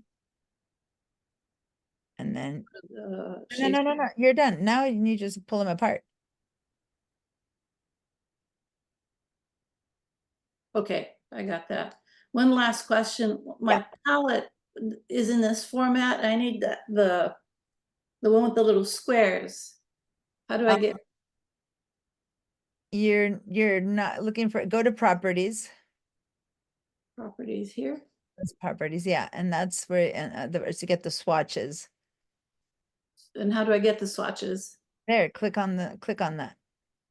Oh, all right. So then see on the left, see how you have go into this box and you have the palette, or if you go to the left, you have the swatches. Put your mouse into this box that just popped in. Yeah, Here. there you go. Oh, you have like a limited, you have only the ones that are selected right now. Go back and deselect. Yeah, you Put it change. away here. No, it's hard to see because it's so small. Go to the 3 little lines right next to where your mouse is, just to the right. Click on that. And then see if over here it gives you the option for swatches. What is the first choices? It says general, what's that? What does that say? Grayscale, RGB, Grayscale. HSB. Okay, so it doesn't give you the choice for swatches. The color palette, which is what you opened, doesn't Uh-huh. have swatches. It's just the fill. But if in your fill was not giving you that, click away, like deselect everything. Okay, and if you go now to one shape, just select one green shape. No, not one of the new ones. Go to the other page. Here. Yeah, select that and go to the property. Go to the, yeah, go there. No, not there. Yeah, there. Do you get all of them or are you getting only the limited ones? Yeah, there's a way at some point what you did, there's this way and I don't know when you did it, but I know that I don't know if you can undo it right now, where you limit your palette just to the colors being used. And it's maybe you did it as a shortcut or something, but when you do that, that's what's happening to your palette. I don't know how to undo that. Let me see. There must be a way. Because you can, there's a choice there, I think, show all swatches. Go down to the bottom of that. I think it's grayed out. Yeah. To the left, two to the left, one to the right now, the middle one. Kind of keep going. One says show all swatches. I believe one more. Yeah, I think it's that one. Yeah, show all swatches. There we go. Thank you so much. You're welcome. All right. Okay. Let's continue. The fact that so many people didn't get it means that my demo wasn't very good. So I would rather kind of demo again and have everyone try it. But I think that the issues right now haven't been the tool, but others like how to select or how to whatever. So if you now can do it because you've been paying attention, please change your no to a yes. I see Rachel, you're there, but Odessa was first, then comes Jill, then comes Rachel. So Odessa? Odessa, Now you can hear me. Yes. So I can get to the point where I'm selecting them all individually. I can join them, but and then I can ungroup them again, but I'm having trouble with the split away. All right. So what trouble? Like it doesn't split or I'm not, yeah. Go ahead and share your screen. Oh, sorry, I have one minimized on this one. There we go. Okay. Okay. So now you're So I still want to split away. You're still in the shape builder tool, right? Mm-hmm. If you want to do anything about it, you need to change your tool. Yep. Back to the, okay. And now you need to, now they're all grouped. So you'll never be able to set them separately. You first need to get rid of that selection. How do you get rid of selections? Command Z. Nope. Oh. If you have something selected and you don't want to select it anymore, what should you do? Click on the border. Yeah. Exactly. Now you can grab one and move it.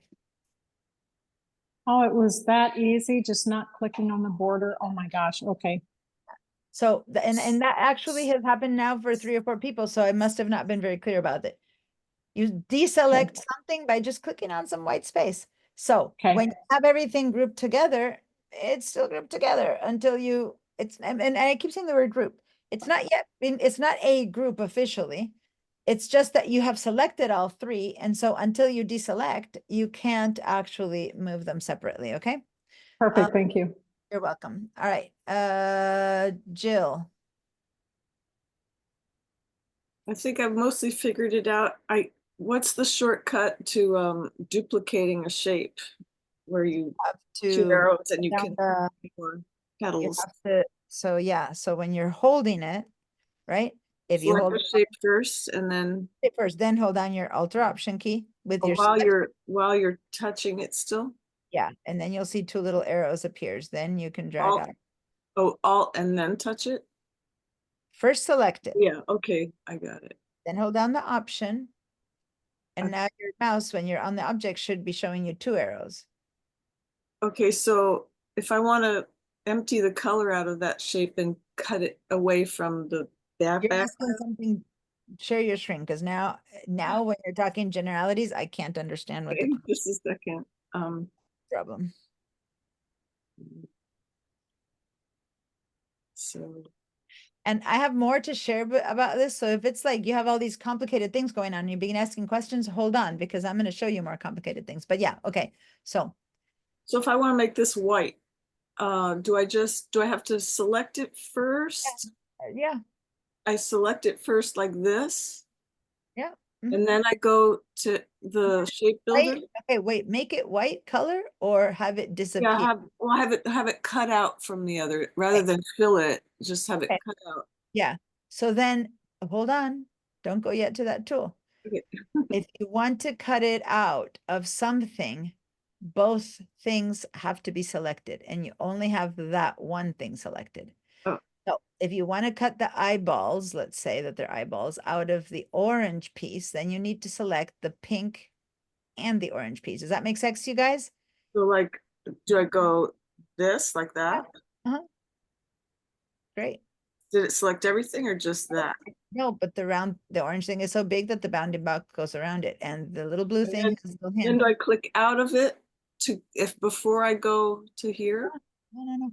Because unless you tell, okay, selecting is telling Illustrator, this is what I want you to work on, right? So that's what selecting does. Yeah. So this is what I want you to work on. You tell Illustrator, now you go work on it with whatever tool you're working on. And So no, I no, drag the two or just that one? if you want to get rid of it, you have to hold down the Option or Alt key to put it in minus mode. Oh, Option or Alt, hold it down. okay. Now drag across that. There you go. Oh, okay. Okay. Now you have to move back to the selection tool. Cool. And now click away. Oh, wow. Thank you. Okay. All right. Rachel. Okay, I'm at the very beginning again of, Okay. I lost my screen. I'm like, wait, that's not fair. So I have nothing to share, but I don't know how to just do the basics of getting a hole in or a square and pulling it away and all Okay. that. Well, first of all, just make 2 rectangles. And I'm Okay. going to share my screen and keep going because that's, maybe. And by the way, people start posting here in the Padlet. Okay. Okay, I've got the 2 rectangles and I've got an orange one and Overlapping. a yellow one. Overlapping. Okay. Now, remember what I just told Jill, everyone. If I want these 2 objects to be affected, I need to select both objects because Illustrator wouldn't know what to work on unless it's selected. If something is not selected, it's transparent. Look, I'm going to choose the shape builder tool. And now when I try to do something, it's telling me, no, why? Because there's nothing to work on. So the shape builder tool on a solid can't work on anything. I have to have something selected. But if I have only one thing selected and I do the shape builder tool, there's nothing to work on because this builds shapes out of many and there's one thing, right? So I need both selected. Now, Okay. both of the ones that are selected, now the shape builder tool is like, aha, now I can work. And now you can do whatever you want with it, like join it. I'm going to undo or join these 2, but these you won't see that choice of what I joined until you go back to your arrow tool, click away, grab it and move it out. And that's the part that's getting confusing because yes, it has been cut. So how do I know it has been cut?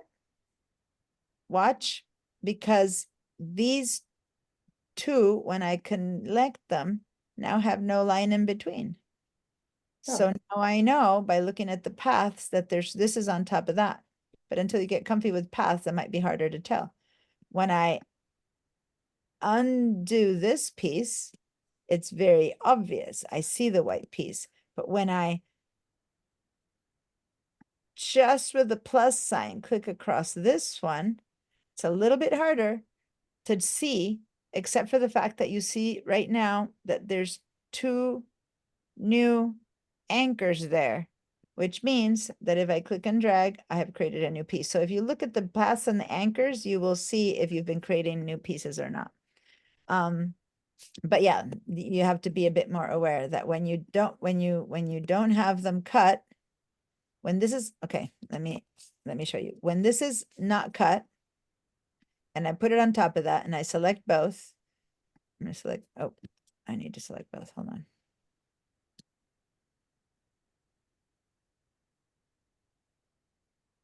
This means that I only have two different shapes and they are held by one bounding box. And there's no anchors anywhere. Once I separate these, see there's no anchor there, there's no anchor there, because there's no reason to have an anchor in at that point of your one piece, okay? But once I separate it, then I have anchors there and anchors there. See these guys?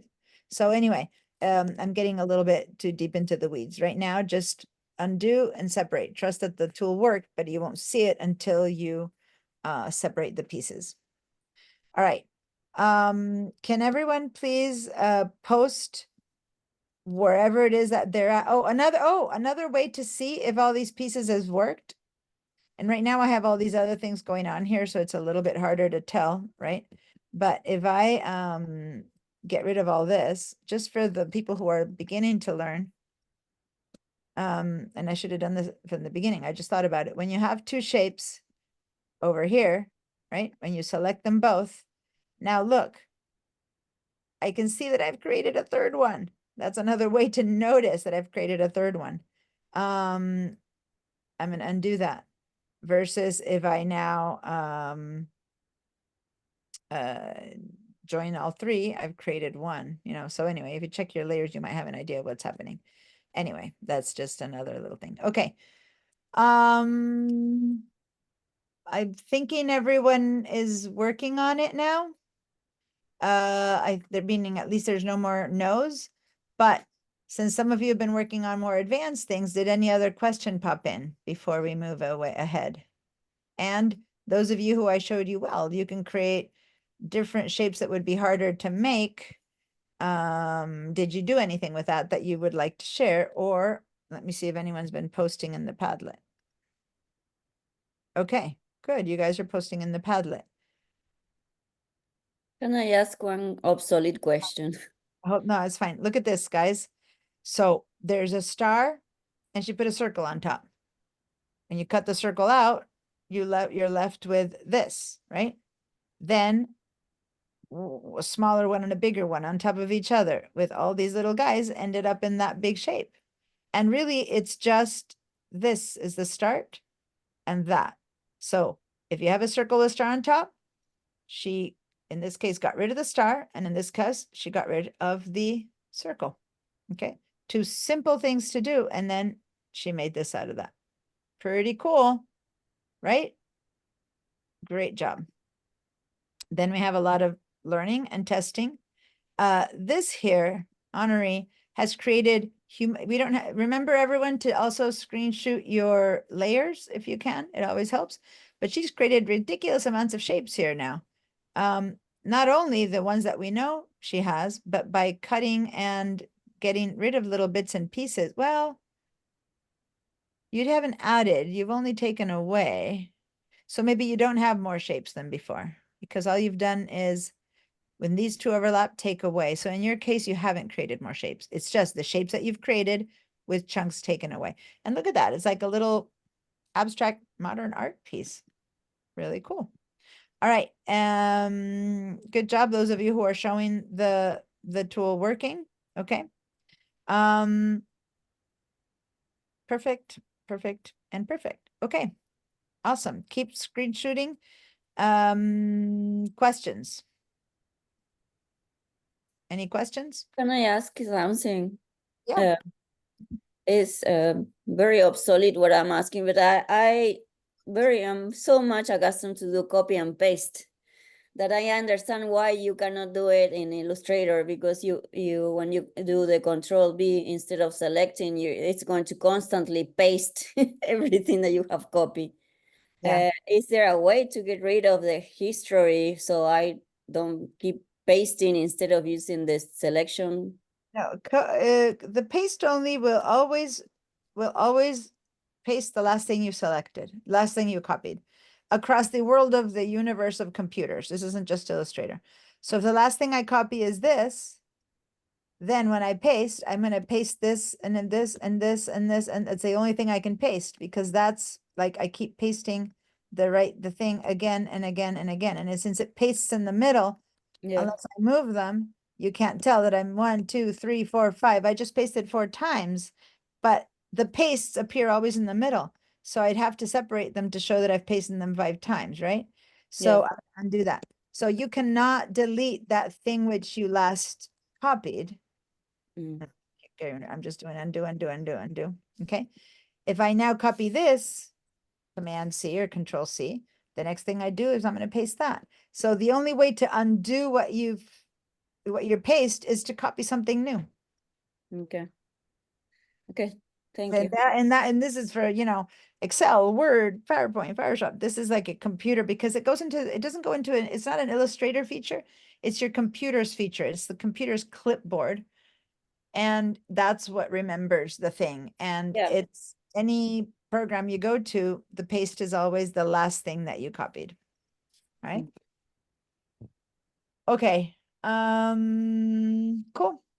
Can I change the order of the layers so something's behind the other before I cut it? Like, Yeah. do I So just go to your drag the layers, layer grab bar?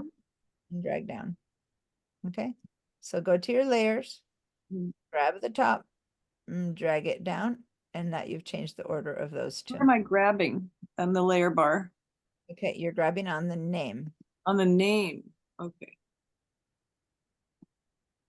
And then it drags. And since I only have 2 or 3 shapes, it's not very, exciting, but let me give it another color. Now I have 3 shapes, one on top of the other. And now I can go pink behind. Oh, I change the color. What? There we go. So now I'm going to change the color of only that one. Okay. Why? I've lost my paint, my demo, my layer. There we go. I was redrawing badly. There we go. My computer's doing something weird. It's lost the color. See the green one and the orange one over here in the demo. It's looking orange, pink. I don't know why. Oh, well, I've never had that happen. So probably some part of me sharing and zooming and stuff like that. Anyway, it's fine. It's working fine. It's just that in the little thumbnail, it's not the color it should be. All right. Cool. So let's keep moving forward now. I'm going to, and I know that some of you guys have been doing other stuff, head over to another empty artboard.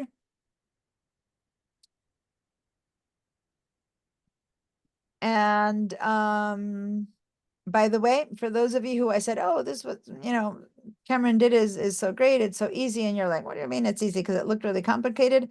Let me just show you this. And because I haven't shown you yet how to work with a star tool, let's go ahead and open a star tool. And click and drag, and lo and behold, out comes a star. Now, I'm going to actually undo that for a second. And watch, when I'm drawing my star, until I let go, I can twirl it around until I get the star to have the shape you want it to have. The position, not the shape, the position you want it to have. Once I let go of my mouse, there you go, that's the position it has, okay? So when you're creating, if you wanted this to be like in one place or another, you still have the control. And if you want it bigger or smaller, you move your mouse in and out until you go, yeah, that's what I wanted. And then you let go. Now that's kind of stuck. That is your star. So I'm going to put this little star kind of over there. And then I'm going to show you some other fun stuff that can happen. Watch. I'm going to pull out my star, identical, of course, to that one, but I'm not letting go. See how I'm still in the in and out mode or turn around mode? So I'm not letting go of my mouse. So I'm not letting go of my finger from the touchpad or whatever. But now I'm going to head over to, with my other hand, to my keyboard, and I'm going to go to the arrow keys, and I'm going to go to the up arrow key, and I'm adding tips to my star. tap, tap, tap. If I tap and hold, careful, some people go, you put in so many that then it's hard to get back, but I tapped a ton of times. If I go to the down arrow key, I take them out.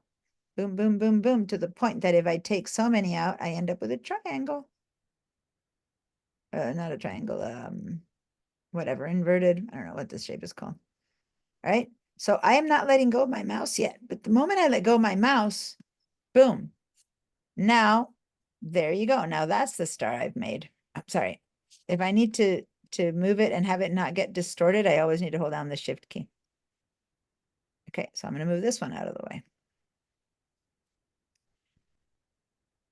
Now, when I make a new star, it doesn't go back to the beginning. That's the star that it remembers. That's the last star I made. So if I now wanted a star with less points, I have to go back and take some points out. Okay. So points or tips, whatever. So that's what's happening. Each time you make a star, it'll remember the last star it made. If that's working and everyone's got that, I'm going to show you some other cool tips. How's that working? Did everyone get stars with many different, more or less tips? I'm sorry, I had to step away. So I got the star, but what did you hold down to give it more Oh, points? arrow keys, up and down arrow keys. Without, not now. Now that it's finished, if I select it, I can't do anything about it. It's done. It's in the creation moment when I haven't let go of my mouse. That's when I go up or down. Okay. So that's the moment that you get it to happen. And the next time that you start, it'll start with the last one you made. So now I'm going to show you something else. I'm seeing lots of, oh, no, I didn't see a lot of yeses. I see Eugenia, you said no. So how can I help? I did it already. Thank you. Okay. All right. So now I have these guys floating around, which are all from the same star tool. Now watch again. I'm going to click and drag. And this time I'm also, let's say that I like how many tips it has, whichever one you did last is how many tips you're going to have. And now I am making the tips longer or shorter, longer or shorter. And I am doing this by holding down the command for the Mac, control for the PC. And I'm not yet letting go, okay? So it's important. I'm making it stubby or long and tippy. So I'm going to make this one stubby. And now that's the one I've made. There's some more stuff in live shapes going on. Oh, which it's showing us here. There's a new way to do that now. And this is from the latest one. Because in the past you couldn't change it. But this little video is actually showing us that as of this version, if you have the latest version, you can go back to an old shape. And with this little tiny circle, you can add or take away steps. So this is new of this version, okay? Stars have been around forever, and the only way to add more tips was by doing it when you were creating it. But now, if you find this little guy on the board, on the bounding box, then you can keep moving it around to change it, okay?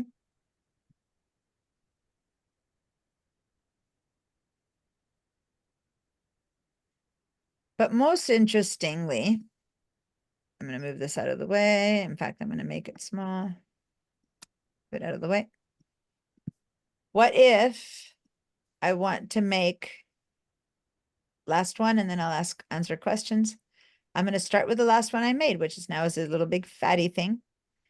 And I want to give it big tips, right? Hold down the command key and give it big ticks, but I really want it to look a bit more spidery. So first I need to make the star smaller because the circle, think about the, let me just show you what I mean. Think about these tips. And this is not what I want you to do, but just so that you can understand. There's like a circle, there's like, there we go, that circle there. Just trying to do it, and I showed it and it disappeared.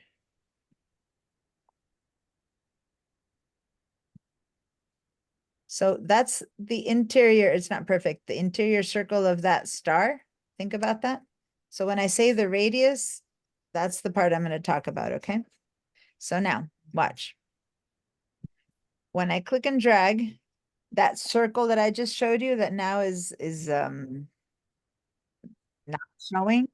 If I make that circle tiny, see, by making the whole star small, what I'm making small is that internal circle. Now I hold down the Command or Control key and I pull. Now I have a star that has very fine little tips, but I made this circle really tiny. Circle meaning that one. Okay, and how I do that is just by making the star bigger or smaller. But when this is the last one that you make, sometimes it's hard to go back to those, because now that this is what you're doing, it's like, how do I go back to having a bigger circle? Well, you have to first make your star really tiny again, then hold on, sorry, really big. You have to make really, really, really big. Ah, sorry, I went too far. I hate working on a touchpad. Have I mentioned how frustrating it is to work on a touchpad? Driving me crazy. How can people design on touchpads? I can't even begin to. Okay. So now you have to make a very big star so that that gets, see, this is what's not working. Sorry, guys. Back to that. You have to make a very big star. I'm going to start it from here so I can make a big star. And then hold down the Command key. Okay. I want to go back to my other computer where I have a mouse, or I need to connect the mouse to this computer because I can't even demo this. Anyway, what you need to do is you're going to get that radius to be much, much bigger. So let me get smaller so that I don't go out of the thing. Okay. So when I start my star, I have to get really big to get the center to be big, which is what's happening now. Then I hold down my Command key. Even then I managed to get out of the bounds. Make it really big. Now hold on my Command key and bring in my letter, my tips. Okay. I had to go all the way out because I could have handled this really easily with my mouse, but not with my touchpad. One other thing I haven't shown you yet is that these shapes all have these little tiny, how do you call it? Widgets. So if I were to touch this little widget there, then I can make these shapes be non-tippy on the inside. I'm going to grab this one, and there's this radius that keeps appearing, and I can make it smaller and bigger that way. Okay. And then the last one over here, let me go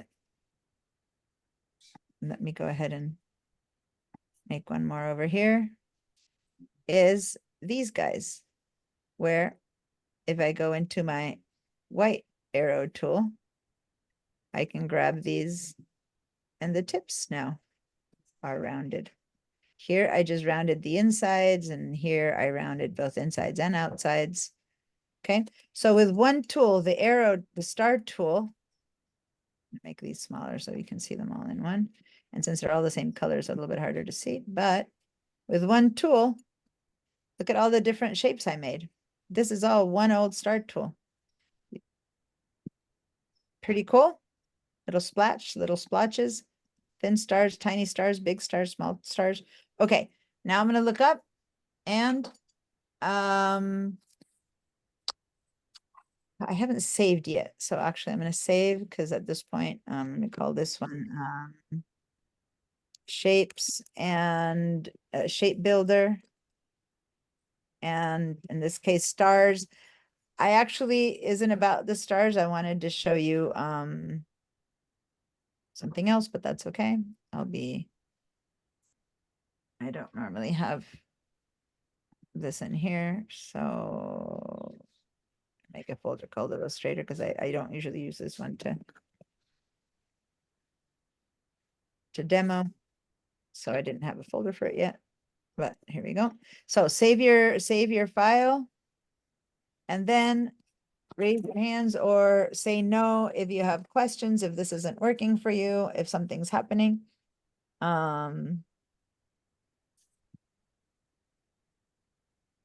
Okay, I see 2 hands. Vera, yes.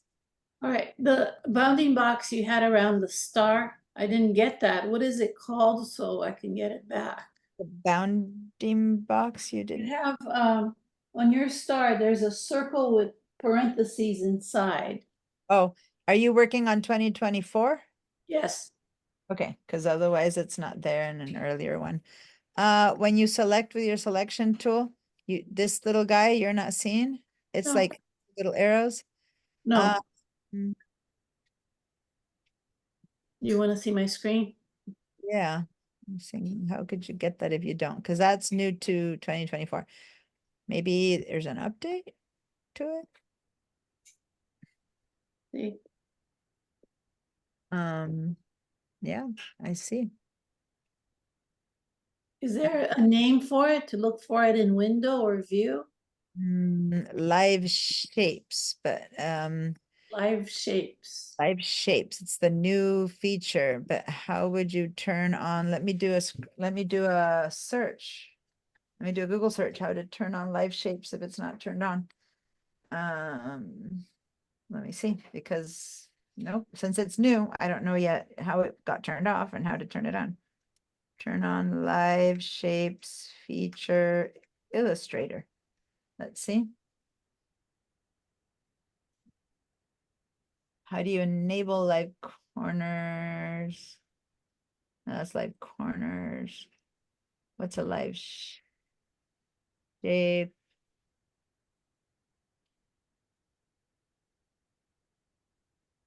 It just tells you how to use it. I'm going to Adobe, but I'm not seeing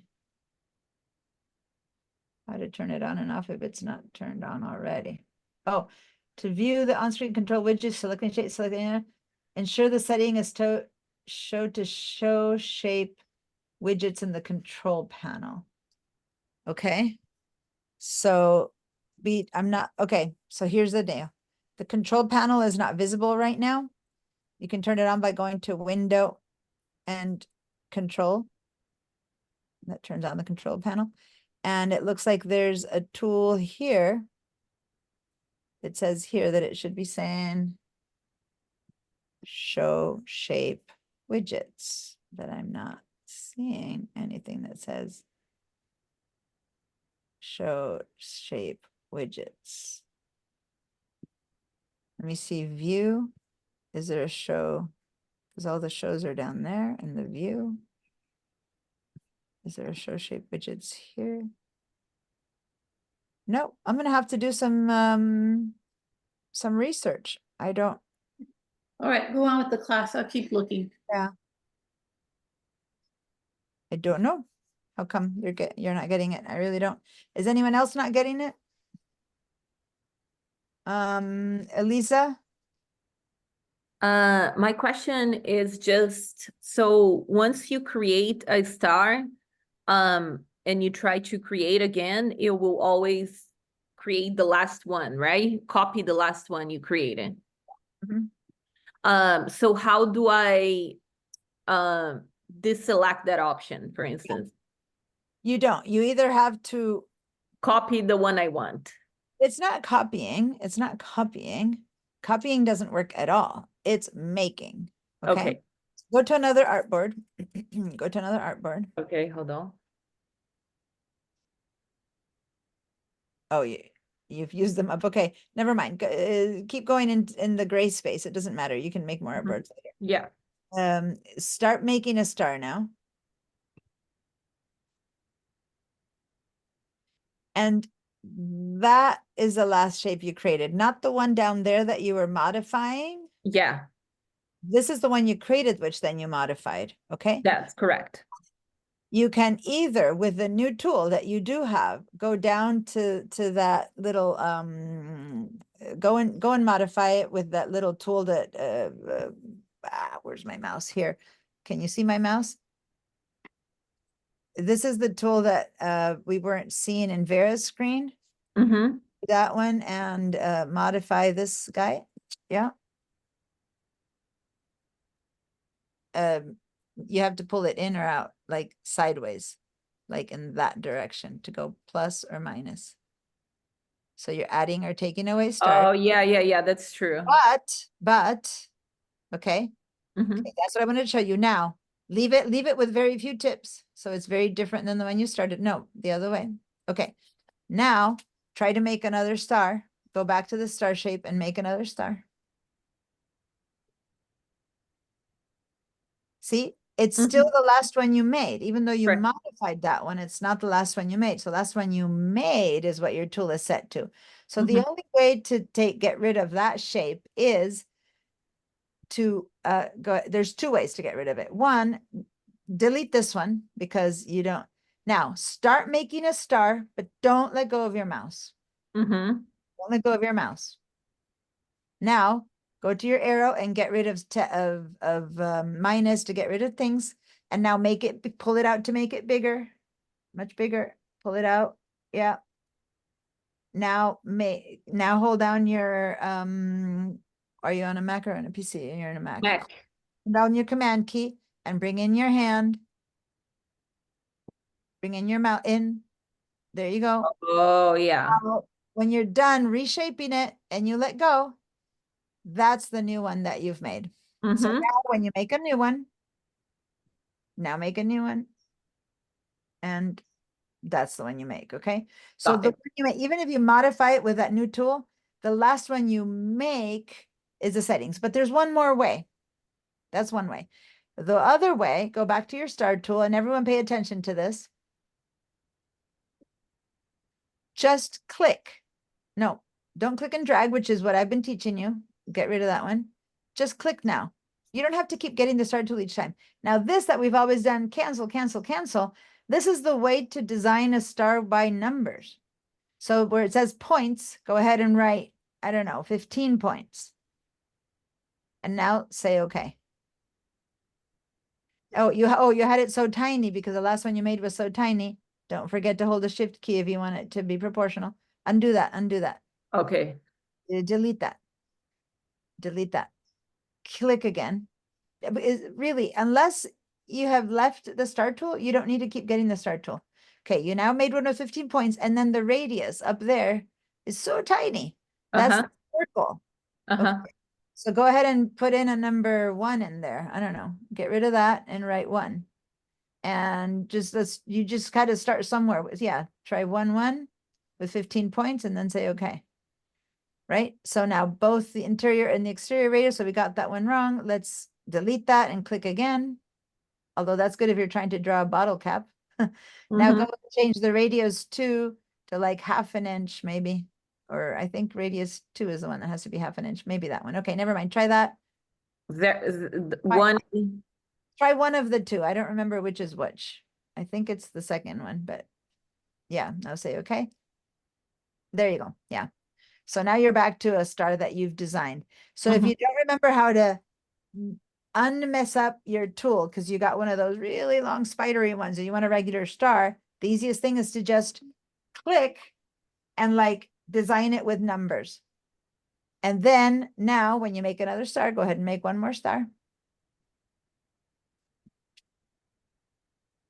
Now you get the same star you made. And now you can start doing the pull in, pull out, command key, up, down, and then modify it that way. Okay. Thank you. You're welcome. Who else has a hand up? Nope, no more hands up. Okay, so just really quick, and then we're going to take our break. Please, hopefully you all know to be doing screenshots of all these stars.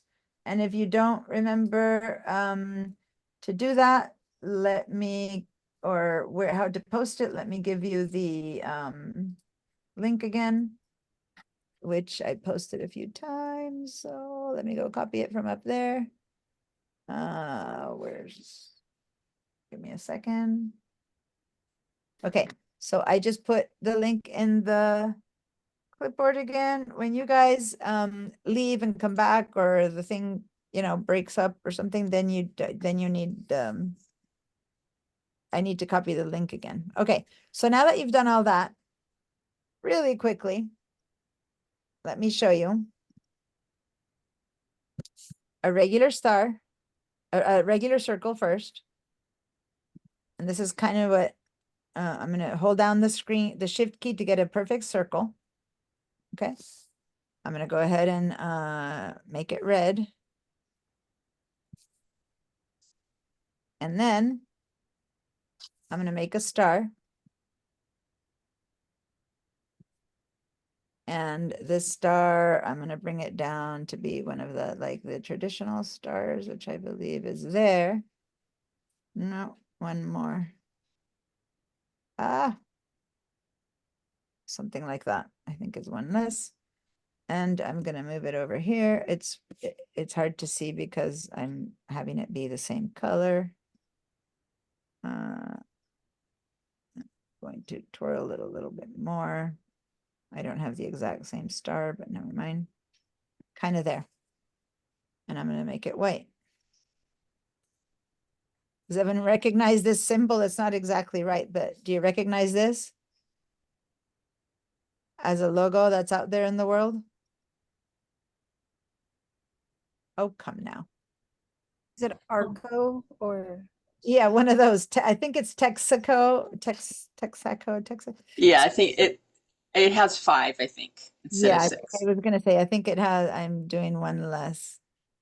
Yeah, there you go. And I think it's like that or something like that. Anyway, whole point is that's a logo. That's a world famous logo. And look at all it takes is 2 of our two shapes to make a logo. Now, that said, this that I just made is not transparent. It's pure white. See how the white isn't? So when we come back, we're going to talk a little bit more about shapes and how to make this cut out. Because if you notice, well, the easiest way to do it right now is what I told you. I'm going to hold down to the shape builder tool, hold down the option key, cut out the star. It looks like it's the same as before, but it's not. It's now cut out, except for the way I cut it out. I've made one shape. Up until now, I've been doing like shapes that separate, but the way I cut this one out, by having the star not go out, I've made one shape. And what I've just created, and we're going to talk about a bit later, is a compound shape, where one shape is inside of the other, and it's working as if it's one shape. And see, now it's transparent. So that all I did was put one star on top of the other, and then first I had turned it white for you guys to see that, because that's really the logo. But then to show you what a compound shape is, I went with the shape builder tool, and I just hold down the command or control key, the option or alt to minus the star. And now I'm left with this shape. So again, when someone said, what's the use of it? Here you go. Now I have a shape, one shape, that it would have been really hard to make this shape into that if I didn't have this tool. Okay, so I'm going to leave it over there. Questions, and then we'll take our break. Yes, Vera? Okay, getting back to my default size star, I got the little box, but that star is still skinny, and I don't have a concept of what a normal, how many Yeah. inches, So right? single click, right, to get this, and many points as you want. And the way I kind of get the basic shape is 1 and 0.5 or 5 star. I think it's 5 tips is the basic one. 1.5, 1 up there, 1/2 inch there, and 5 points. And that's kind of the basic star. Okay. Oh, it's just that I got a humongous one. It takes up my whole screen. Okay, so delete that. All right, so Grab your start tool and just do a single click now. So you're not working on that big one, you're creating a new one. a new one, but a new one, it didn't remember what I just typed into the box. I get the box back, and I have to put my radius and radius 1 and radius 2, and do Okay, I'm not sure what's not working, so share your screen. It doesn't matter what other big or small or whatever stars you have in the background. We're creating one from scratch now. So when you click, you should be able to create one. Yeah. So This say one? cancel. Okay. Yeah, say cancel. It doesn't matter what you're holding now. It doesn't matter any other thing that you have. I see I see what you mean about the humongous when you have a long line back there. Now, when you single click. No. Just click, not click and drag. Just click there. The one that you create here is completely independent of all the others. So now go up to the radius on the top and put a 1. And then put a half 0.5 in the second one. 0.5. And then as many points as you want and say, okay. There Oh, you go. now we got it back. Okay, that explains it. You can begin to, so it's like you need to, when you have these weird, long, extremely strange ones that are going on, then you don't know how to bring it back. Just create a basic one again. And then now your tool, if you create a new one, will keep making it from here. Okay. Okay, it'll remember it. Thank you. Yeah, go and make one. Go and drag a star now and make one drag. Oh. Why? Okay, that's not. If the last one you made, your computer's doing something weird because it's not pointing out those tools and it's now, okay, you made that one now.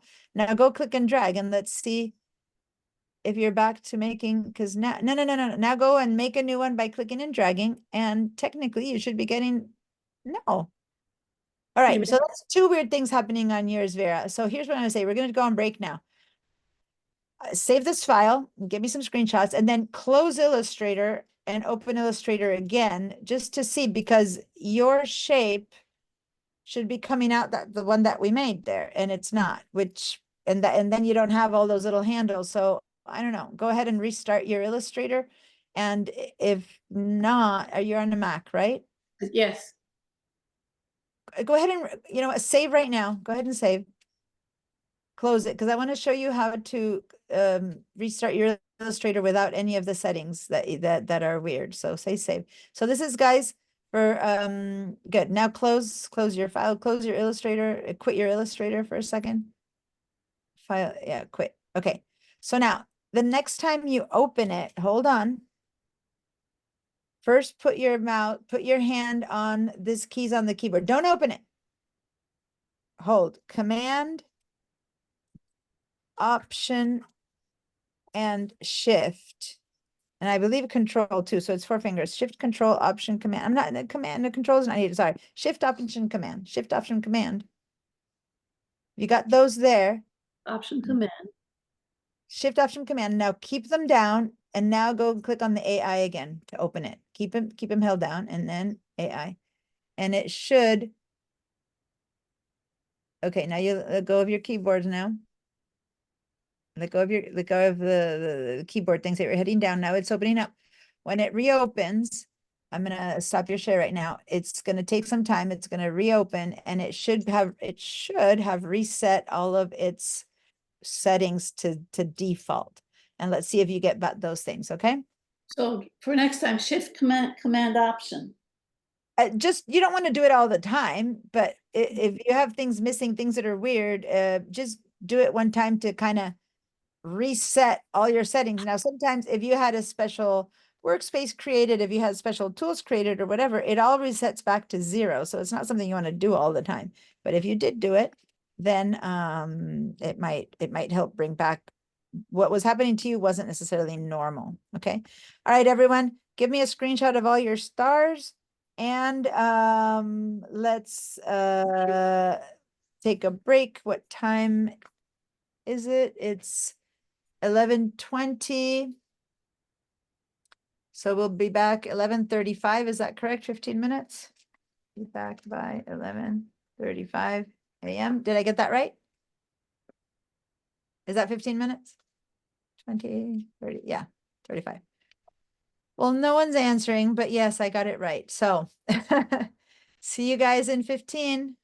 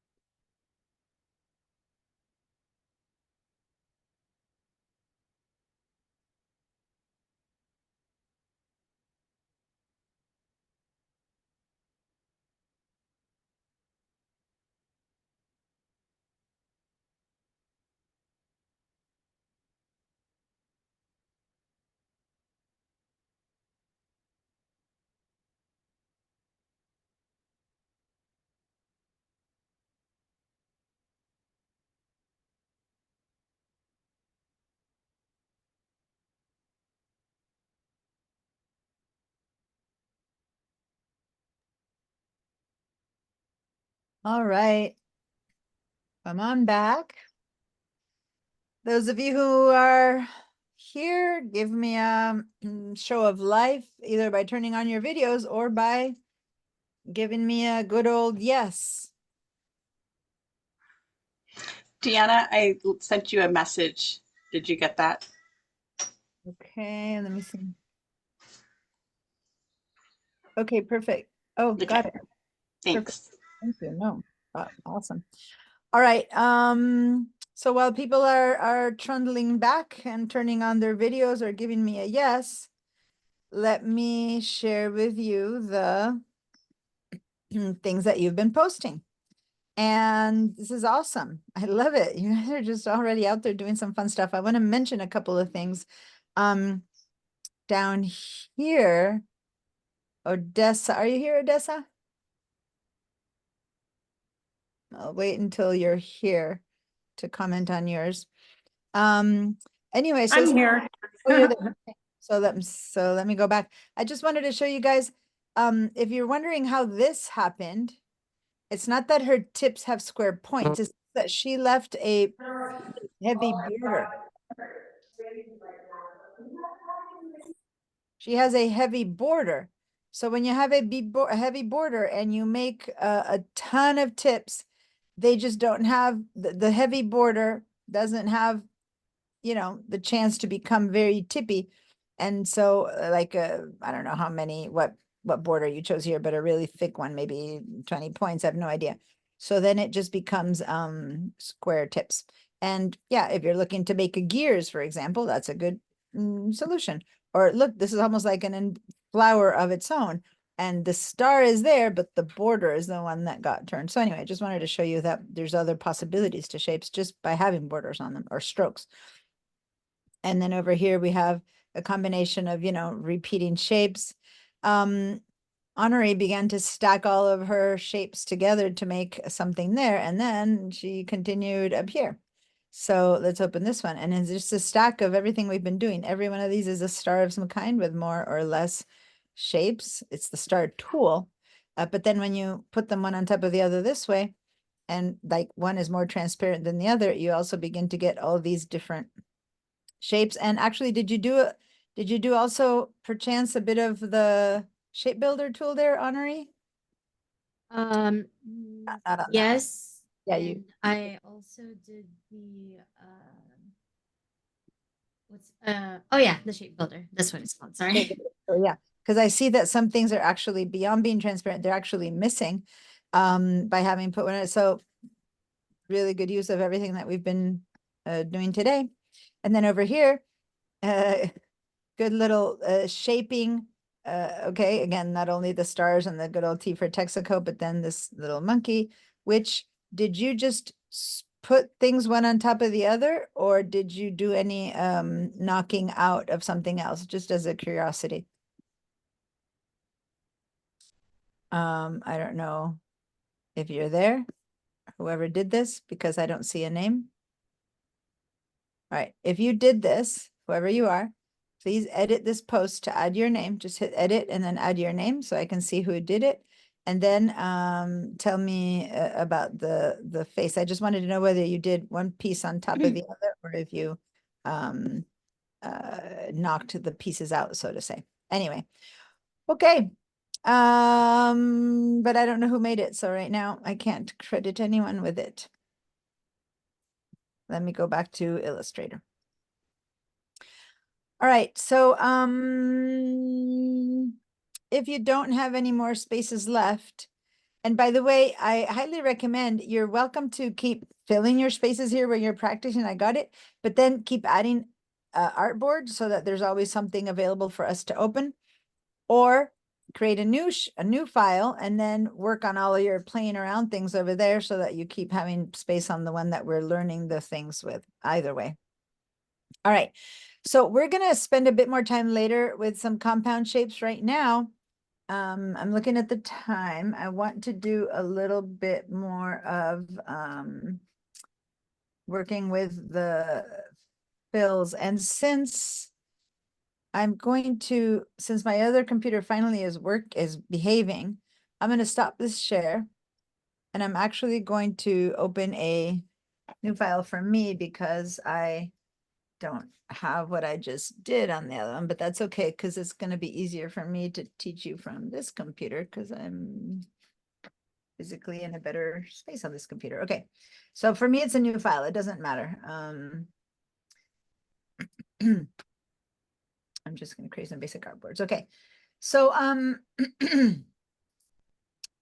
in fact, now that I think about it, since we're going to be doing some shape, some coloring, leave the one that we just called shape or shape builder and stars and stuff like that. Leave that one and actually create a new file. Again, when you say new right now, because the last one we made had 5x5 and 4 artboards, all you need to do is just say okay, because again, it remembers the last one you made. So just say create and you'll have a new one of these. And then we're going to save it and we're going to call this one color.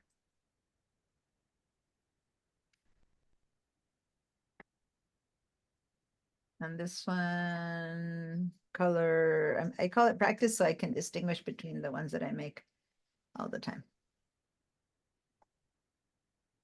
All right. So we have, there's a lot we can do with coloring. We're going to do some of the basic coloring things. Illustrator is masterful at coloring, so there's even more in depth of whatever I'm going to show you today, but sometimes I take all day in doing color. This time I'm kind of dividing it between shapes and colors. So we're going to go ahead and, as usual, let's start with a shape. And I'm going to make a little rectangle. I'm going to head up, Command 0, and we're going to give it any old color like this. Obnoxious pink. For this one, let's just not have any strokes, but I can't change the stroke here. I have to click over here and go over here to stroke and have no stroke because right now I just want to focus just on color. So let's make a shape without color.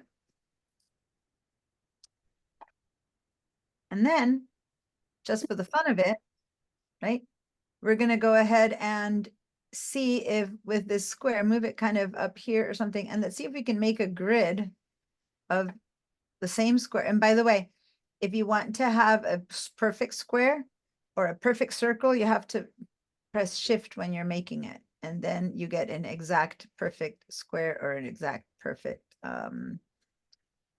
if you're doing an ellipse, you hold down the shift key and you make a perfect circle.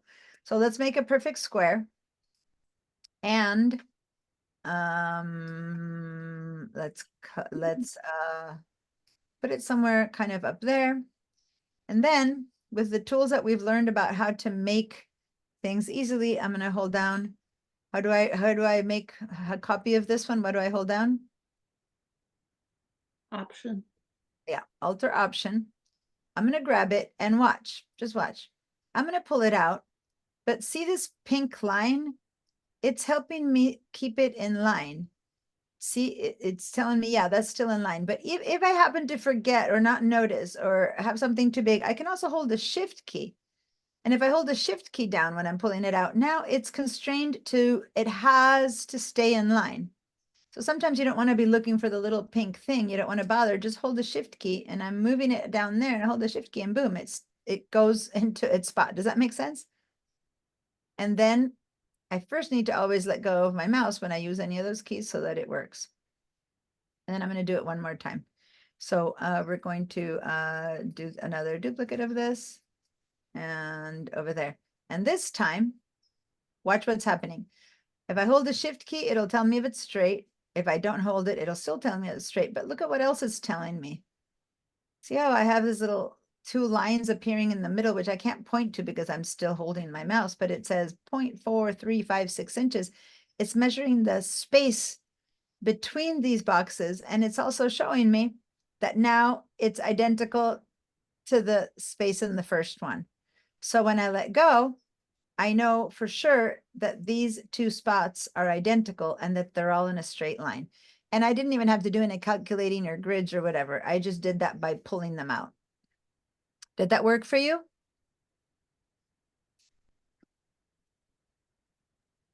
One more time.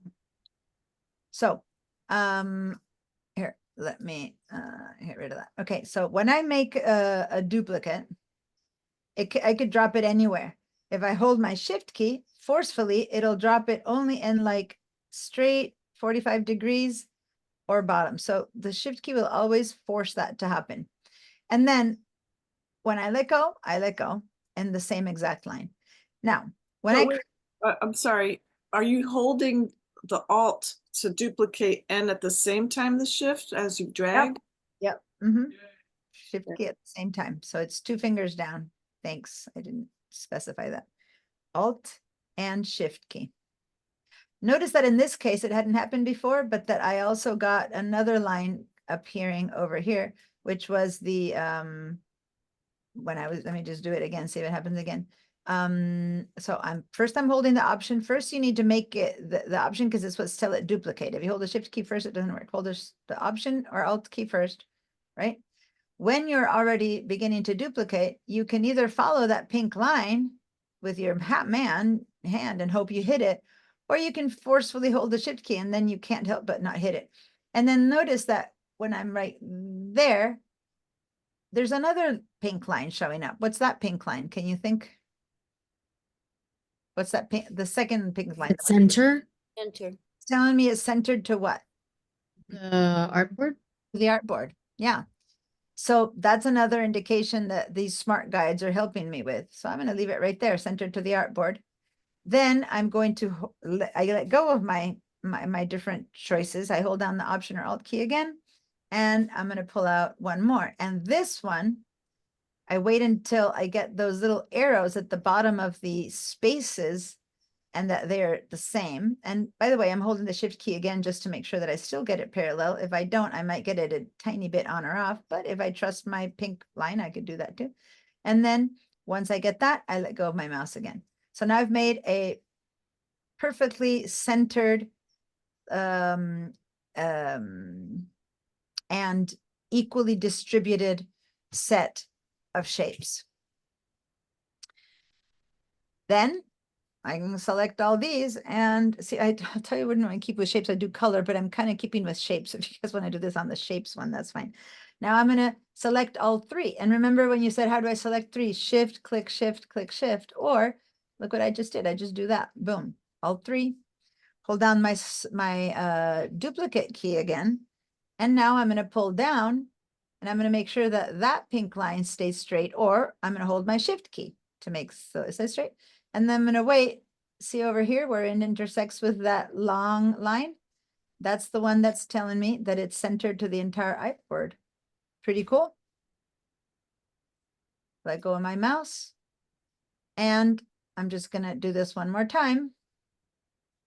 And I'm going to wait until it tells me not only that I'm still centered in the middle, but I'm going to wait on the far right till I get those pink lines in the far right that also say 4.281 inch, which are telling me that those spaces here are the same. So now with just a couple of pulls, I've made a perfectly centered, perfectly aligned little grid of squares.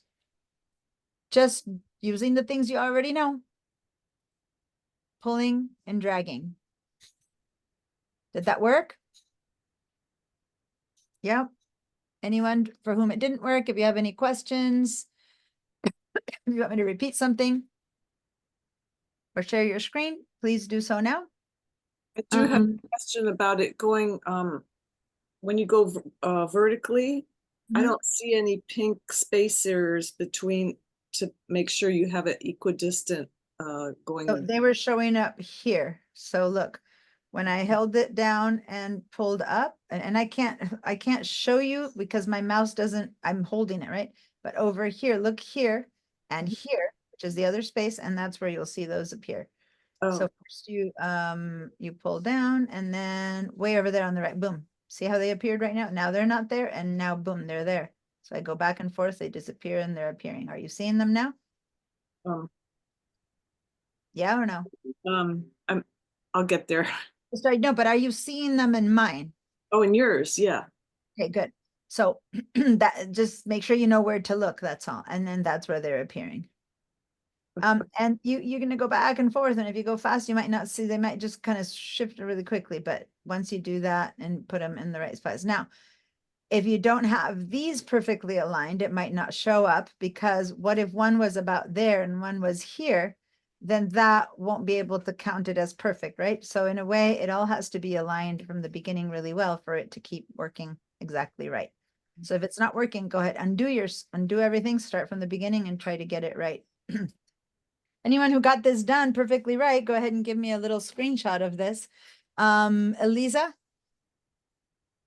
Mine, I think I'm not sure if I got the correct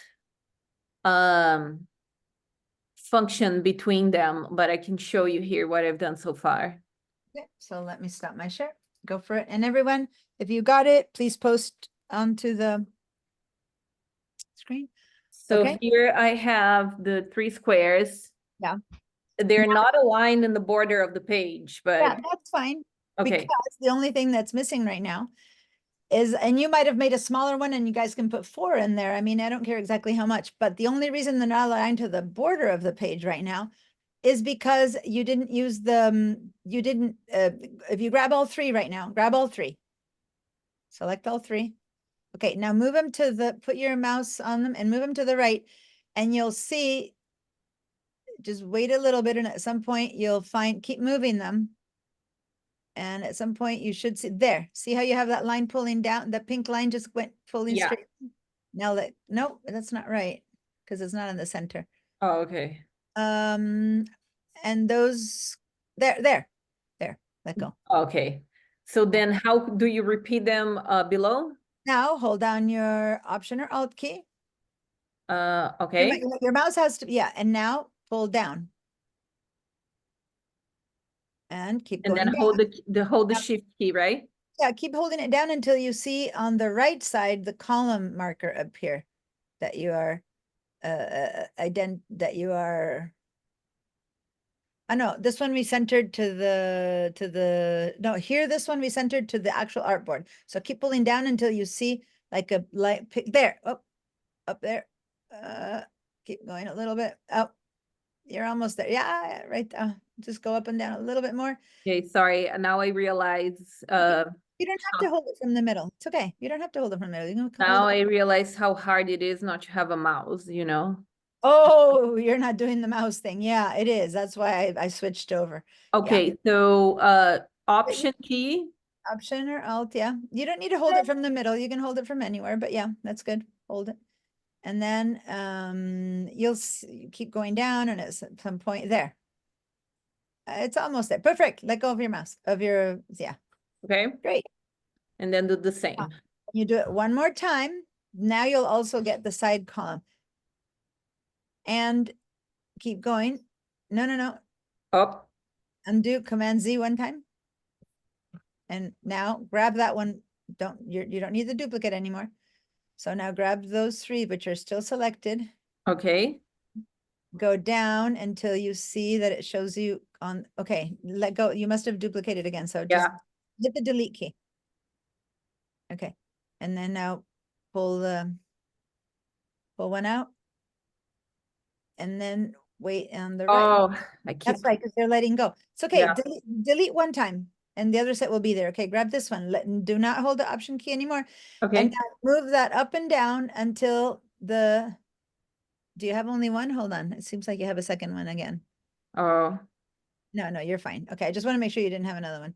Okay, and now move it up and down until you see the column. Okay, the That's vertical and perpendicular. Yeah. Okay. Now, in this case, everyone, can you bring it down a little bit? In this case, her horizontal lines are bigger than her vertical, like her horizontal spaces are bigger than her vertical spaces. See that? That's just because her boxes were a little bit smaller, and that's how it's fitting. If she were to want to make it identical, she could. I'm going to show you some other alignment objects, okay? Some other alignment tools.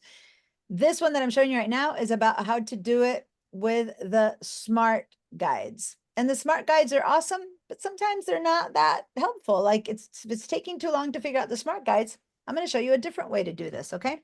But meanwhile, anyone else have a question about how to do this one? give me a yes if it worked, okay? If it didn't work, give me a no. I need to make sure everyone has tried it and can do it. And it's okay if for any reason it's not working. It's just learning how to use the smart guides.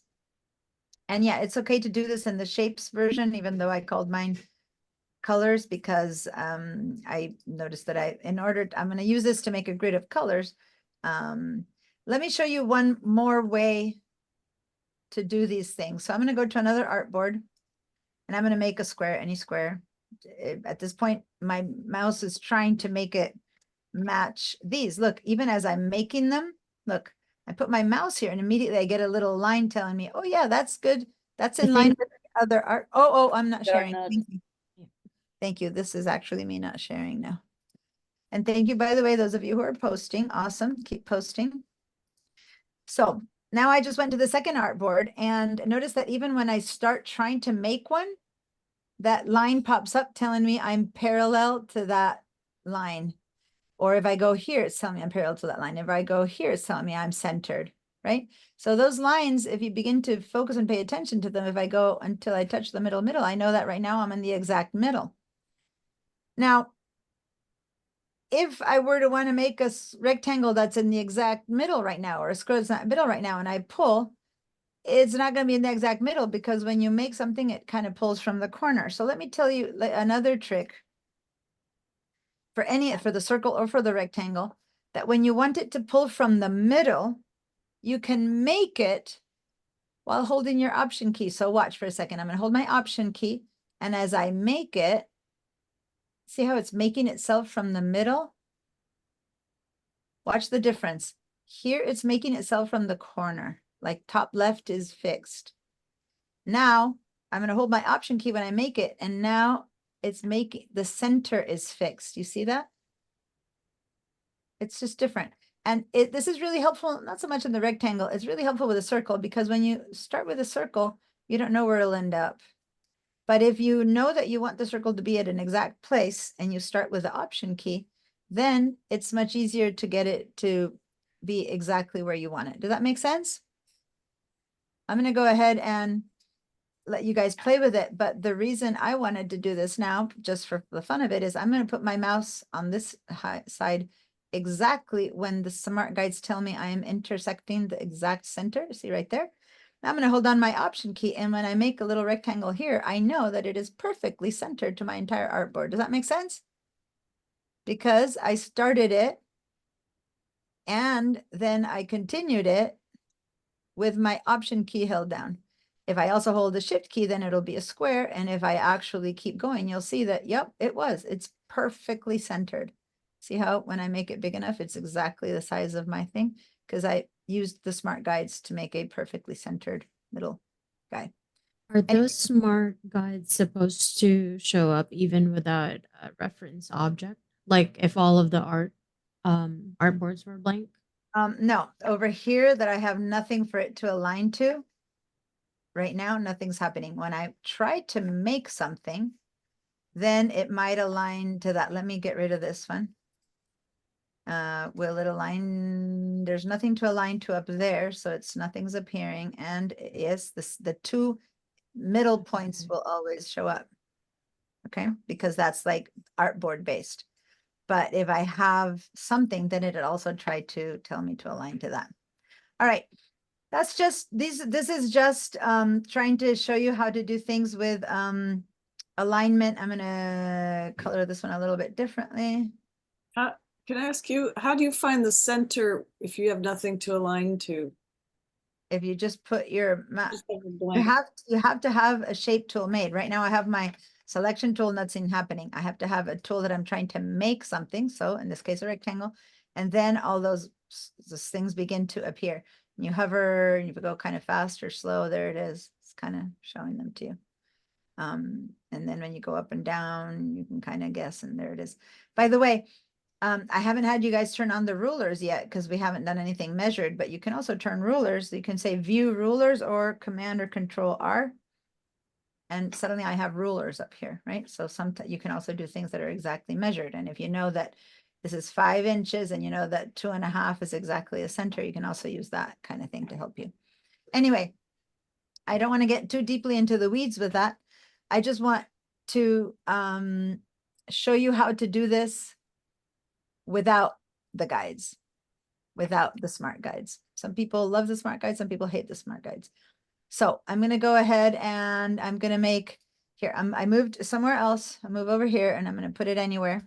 Doesn't matter where. It's loose now. Imagine it's its own thing. I'm going to command 0 so you can see it's its own thing. Okay, so grab an empty page, and if you don't have one, go make yourself a new artboard. Empty page. All right. So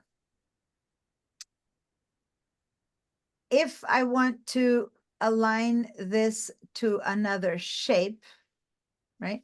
So I'm going to make another shape. Option and drag it up here. Completely unaligned, nothing. Just make another shape. Make 2 shapes. And now select both. And then over here in the properties panel under the colors, there's these alignment tools. And now these 3 is one set and these 3 is another. These are horizontal line and these are vertical lines. So if I want to align both of these in one same line, I'm going to go to this one, vertical align center. Boop. Now they align to each other.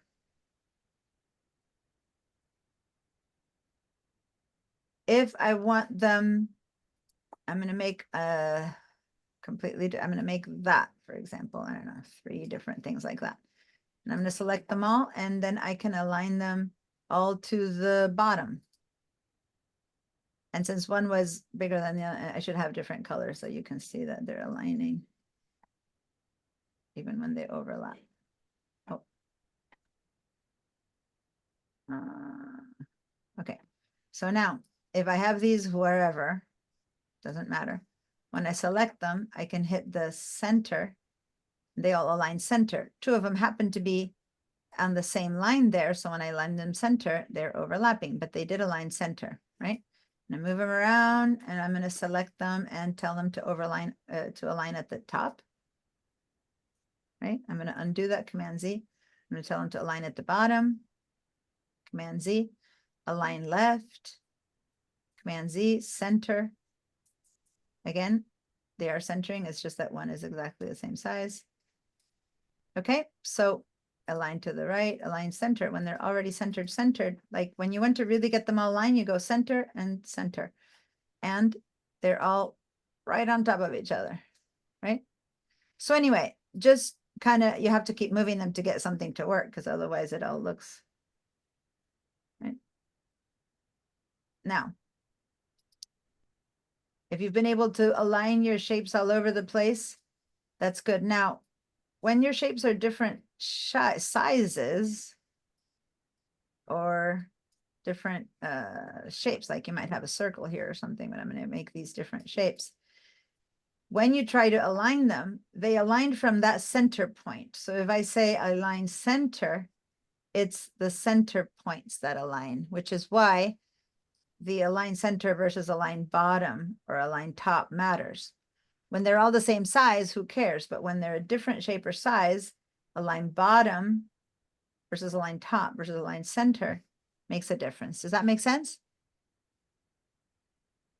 If that's working, and you can duplicate this over here and then just play and try something else, try to see what happens if you align these 3 to the left, right? Or to the left center or to the right. Okay, I'm seeing some questions. Eugenia? I have 3 shapes. I selected them, but when I start playing with the alignment, it seems that they put them all in one, and I only see one of them, not the rest. Because you in click center, any of center. Yeah, if you did center, center, center. So let me put this one here. If you make 3 different ones that are identical, right? Yes. You select them and you center them all first, and then you center them all again, you end up with one on top of the other. Yes. There, but they're one on top of the other, okay? Okay. because Okay. you're centering and centering. So that's why I keep saying, go ahead and do undo or move them out again to try the next one, right? Now, if the shapes are different and you did center, center, and they were different colors, and you did center, center, then depending on the order in which you made them, it could be that we hide one of them or not. Center and then center again. And yeah, since the orange one is the biggest one, it's hiding the others, but that's an issue of because the last one. So if I move it down though, then I'll see the other two. Does that make sense? So play around with this kind of stuff. Sometimes it's hard to get perfect symmetries unless you're working with these kind of tools.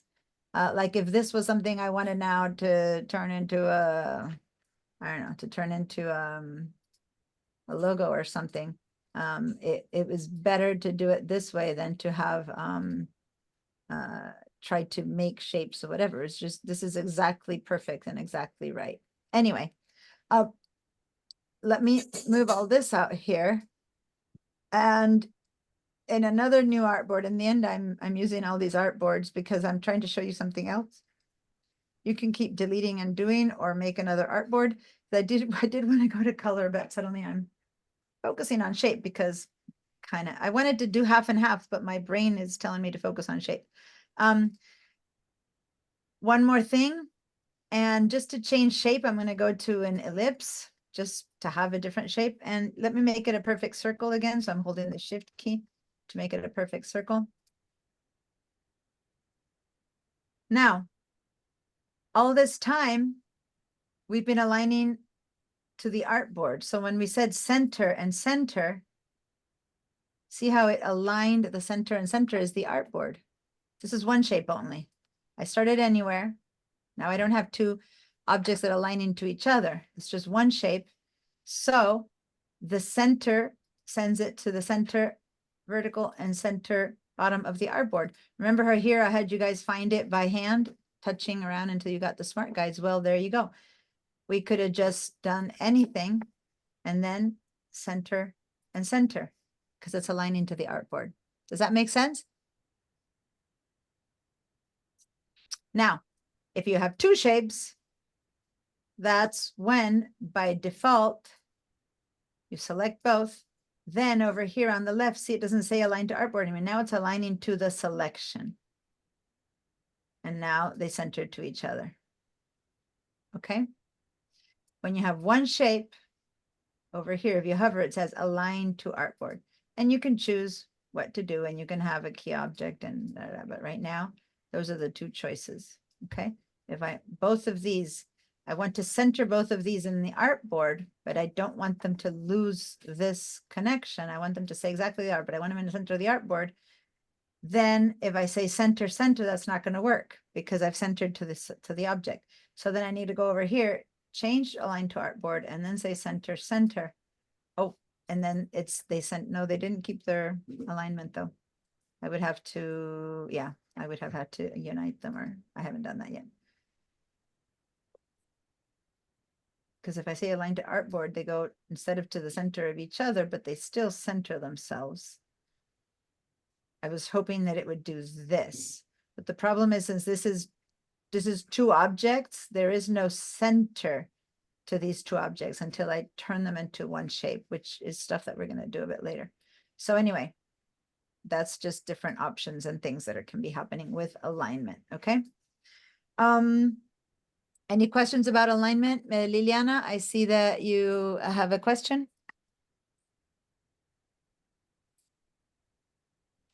Liliana? Yeah, I think that was earlier, but I did get lost in the alignment. So can I share my screen? Yep. I love it how at first I have to convince people to share their screens, and by the time you see how easy it is, it's like, can I share? Can I share? As I love it. Awesome. So it was hard for me. You're not sharing. I need the second share. The second share. Share and then so share. it was hard for me to I guess I guess it's part of my toolbar that I'm having issues with. Okay, stop. What you're doing is you're working with art boards. Notice you're aligning art boards. You've created 9 art boards. And so your alignment tools aren't there. That's why you're having a hard time, because you're not working. Each one of your art boards is fully pink. And on top of that, they're inside of an artboard 1. So watch. Let me see if I can point. Hold on. You have one artboard here, the big old white one, which is in the bottom. And then instead of making shapes, you kept working with artboards, and this is an artboard, or at least this is an artboard. I don't know about the rest, but this is an artboard. Those might not be artboards, but this is an artboard. You see that? Mm-hmm. So then, and you're in the artboard tool, so everything is working as artboards. So if you were to go to layers, you wouldn't. By the way, can you grab your layers tab and drag it out here so that you can see layers at the same time? So over, yeah, and put it in here until this little thing goes blue. Like grab the word layers. No, yeah, there. Good. And now click on layers for a second. So, and open up. I want to see how many shapes you have versus artboards. Like open here, this little arrow there is how you open it. That little guy right there. Okay. So whatever you see in here is artboards, is shapes. And then this middle one then is your only artboard. So what you have here is a white artboard, all those shapes, and another artboard. So select this one now, the one that says artboard 3, hit the delete key. Hit your delete key to get rid of it. Now you left artboard mode. So go back into artboard mode because you need to do that.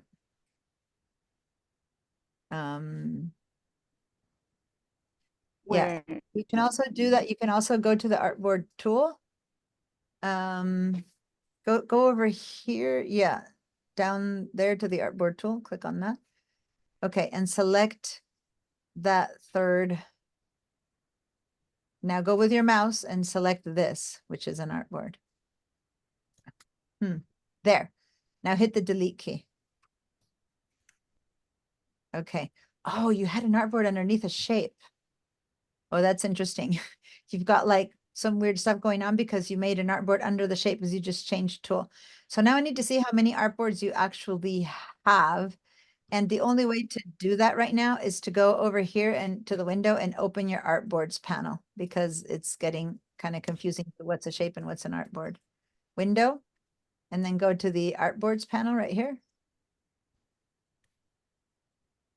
One down, yep. Okay, and wow, now you're down to an artboard. Perfect. See, like I couldn't, like before you would have had 2 artboards. You got rid of that artboard, so that's good. Now, now your artboard, it would seem, is really tiny. Let me see, are you, you're on a Mac or on a PC? You're on a PC, so this might be work. I'm going to request remote control for a second. Can you say yes to that? Okay, so now don't touch your mouse anymore for now. Now I want to, it's hard to work with remote control, but okay. So that's an artboard. That's an artboard. It's an artboard.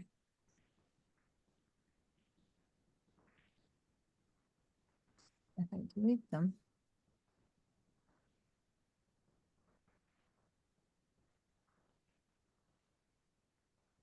Okay.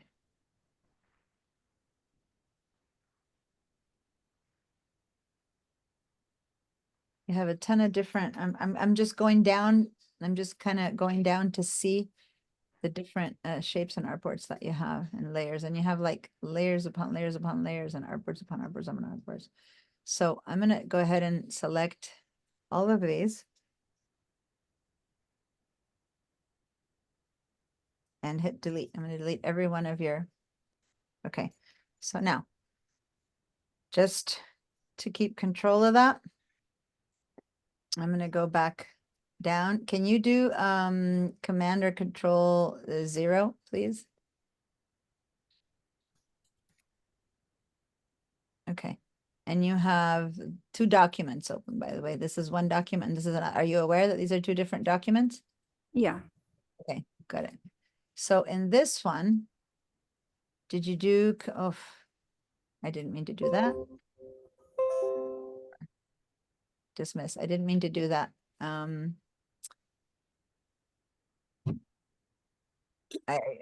can't, those are not reachable for me for some reason. Can you click on dismiss? It doesn't let me undo that. Okay. So this one expanded. You know what? Here, let me do this. Let me say file, close, save changes, no. And now we're in, yeah. So now let's do that again. Because you had like, you had switched the tool to create. You had, oh, you don't have 4 artboards. Let me just give you 4 artboards. Create. Okay, so now these are artboards. If you switch to artboard tool, you can begin to make artboards that you can make them a different color and keep making artboards if you're in the artboards tool. Like, so you can keep making squares and stuff that are actually artboards like that. So that's kind of what was happening. So I'm going to leave the artboard tool. And now in here, when I make the first shape, now if I click, if you click, go ahead and click Control-0. Then now it's focusing on just this artboard. Okay, so it's a bit easier to distinguish between artboards and not. And now you can go ahead and change its color. It's like you have the text to graphics so big that you can do that. Okay, so now that you don't have that issue and you have one, whatever, pink or whatever color it is, I took all the strokes out. Everyone, guys, please take strokes out. And if you still left them on, select all at once and take the strokes out because we're going to be working with color on these and I want to have no stroke. Okay, so now grab this one from the corner, hold down your shift key to turn it into a square.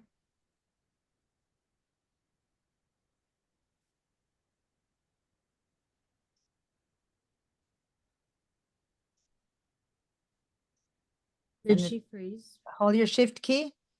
Mm-hmm. Now first move it around, actually without the shift key. Okay. First grab it and Diane, you froze for us a little and we missed kind What's of a bit of what well, you froze for us for a little and we missed a bit of what you said. Okay. I was just saying I wanted to turn it into a square. I don't know when I froze, but I just closed that file and opened a new one. If you saw that. Okay, so now to turn that into a square, grab one of the sides and move it in and it'll kind of mark you that it's a square when it's a square. Like from the handles, yeah. Yeah. Grab that handle and click and drag in because you want to make it no, it's not grabbed right. You have to go and grab that. Yeah, there. Now click and move to the inside. It's possible that it's not working because you're on Zoom and it's really slow. Okay, don't move your mouse anymore. Don't move your mouse. Okay. I'm going to do it. Leave your mouse off. So I'm just trying to click and drag and do this, okay? But you need to have your mouse right on the handle, and when it turns into double hand, then you move it in. And in this case, see that diagonal boom that appears over there, guys? There, boom.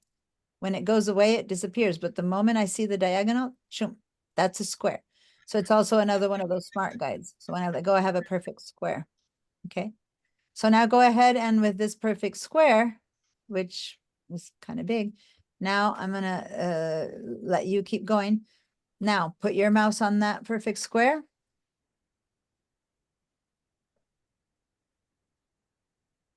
I don't see your mouse. Is it frozen? It's here.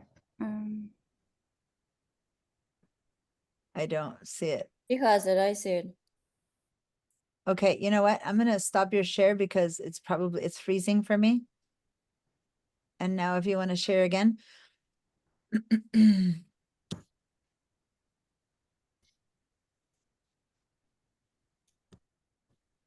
Okay. Good, now I see your mouse. Okay, now hold down your Alt key. And then drag to the right. Click and drag to the right. There we go. And now, if you hold your shift key at this right now, yeah, there it is. And now, perfect. Now, let go of your mouse first. Before you let go, always, guys, you first let go of your mouse and then you let go of the controlling keys, because if not, you let go of your controlling keys, the thing loses its alignment or whatever it's doing, okay? Now do one more, hold down the Alt key and then click and drag out to the right. And now don't let go until there, perfect. Let go of your mouse. Awesome. Okay. Now select all three and begin to pull down, okay? You got it. So how You do were- I? Stop your share. Now select all three from the bottom or from the middle, or I'm going to share my screen again.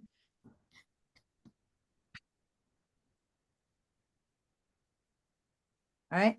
So remember that when you want to select more than one, all you do is you kind of click and drag across all three, and that's how you select all three. Or click, shift, click, which for three is also a good idea.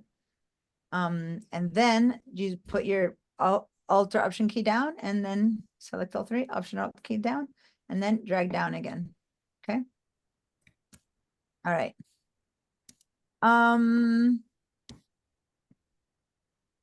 So now we've done a lot of like shapes and alignments and stuff like that. And I call this one color practice. So I'm kind of, so I'm going to go ahead and look what I'm going to do.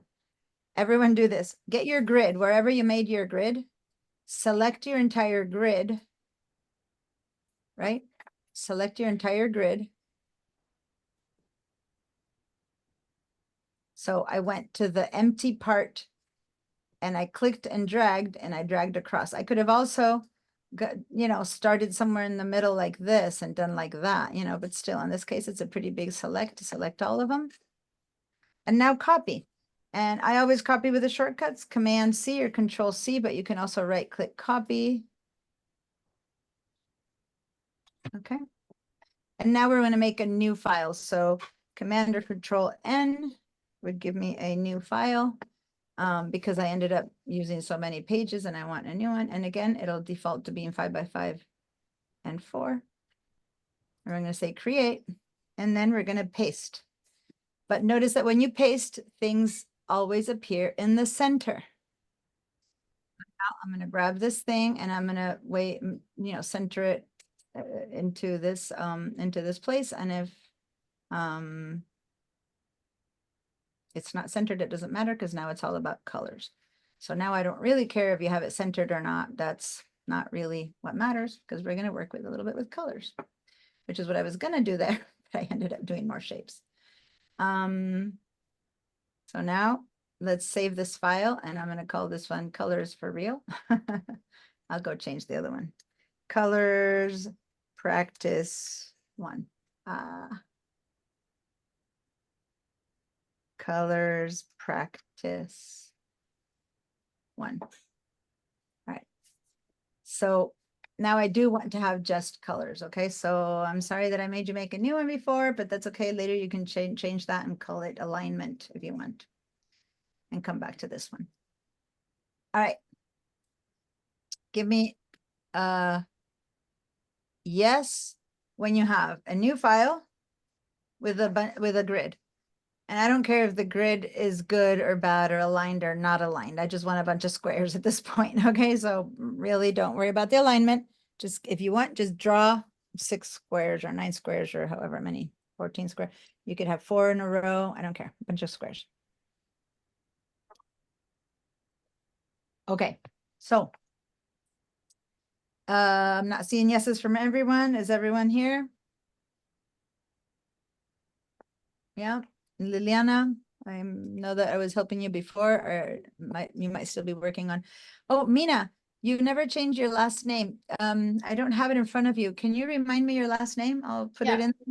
I can do it right now. It's Rubio. Since I already had it open, I already did it. That's fine. Great. Don't forget, you guys. And let me just check. I haven't checked. It says I Odessa, have it on my end. Okay, hold on. Let me. Odessa, what's your last name? Burrow. Burrow. Okay. Anyone else? Look and see if you see names that are not appearing with last names. No. Stan. Oh, that's your second screen. This first one has it. Okay, good. Thanks. I don't, if I don't check on that and someone else sees that and remembers, please call it out. It's a mess later for me if I don't have your last names. It's a mess for me. So, so if someone else notices, at some point and say, remind me, send me a message or just say, hey, looks like you need to put in last names or something like that. Just remind me, please. Okay. All right. So here we are with the grid. And let's do, first of all, we know that these are the basic set of colors, the swatches that are the default swatches, okay? Now, let's go ahead and leave one that's just regular swatch, select another one, and we're going to go ahead and this time, we're going to modify that into a color that's not one of these. So we're not creating it from scratch. We're modifying the existing color, okay? So right now, this is one of the swatch colors and I want to change its color. So watch, I'm going to go here and see the little swatch. I'm going to double click on it. And now I get swatch options. Okay. I'm going to modify this color by moving around these things. Now, normally we modify when we want something similar, but a bit different. If I want a green, it's going to take quite a bit of moving around to get a green. I can, but it's like, versus if I just usually, I mean, you can get new colors or you can just kind of modify, make this a little bit more orangey or make it a darker pink or, slightly purple. So usually you would modify because of that. Now, the problem is that this name was CMYK magenta, right? And if I modified it, if I say okay, the magenta is gone. And this truly isn't magenta anymore. Does that make sense? See how here I don't see bright pink anymore? If I double click, that's what I see. So if I at some point I make another box, it still says it's filled with magenta, but it isn't really magenta if I double click on it. Does that make sense? So that works better when it's one of your own colors versus when it's a color that that's one of the set colors, so to say, of the swatches. But anyway, that's how you would modify a color. All right. Let's move on to the next one. Oh, by the way, let's go back to this one for a second. If you're going to modify it to the point that it really isn't that color anymore, then you might as well change its name. So let's call it whatever, wine, Bordeaux. Let's call it wine, something like that, or whatever color you made it to be.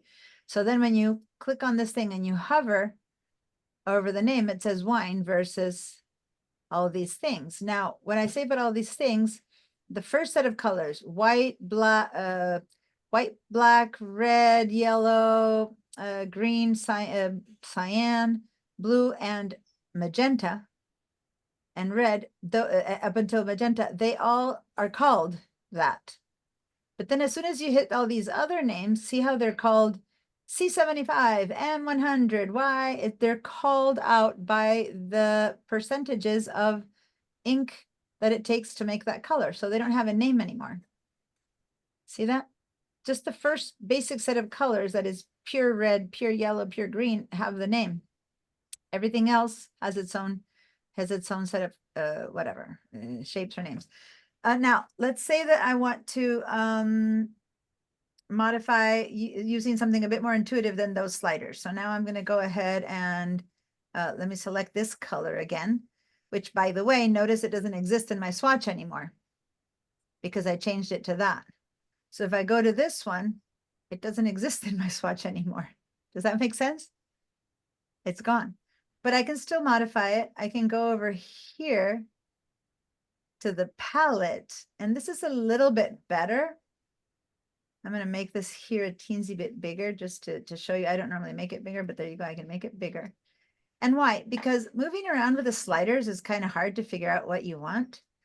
But with my mouse on this area, I suddenly get a eyedropper tool.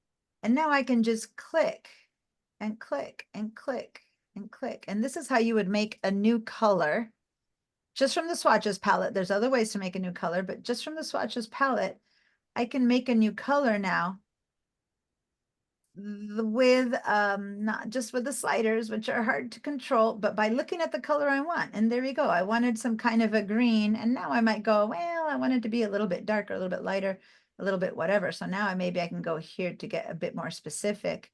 But for the most part, this is getting closer to the color. It's not perfect, but it's closer to the color I want. And so this is, I don't know, what color is this? Like hospital green or something. I call this one hospital green. Old fashioned, old green. All right. So that's the new color, but watch.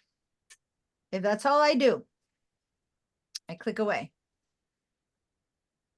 If I select this and I want to color it like that, and I go to my swatches, that color doesn't exist. That color, I didn't make it into a color. I created that color, but I didn't make it into a color that Illustrator remembers, okay? So if I select this color and I want to color it that green, yes, there's a workaround.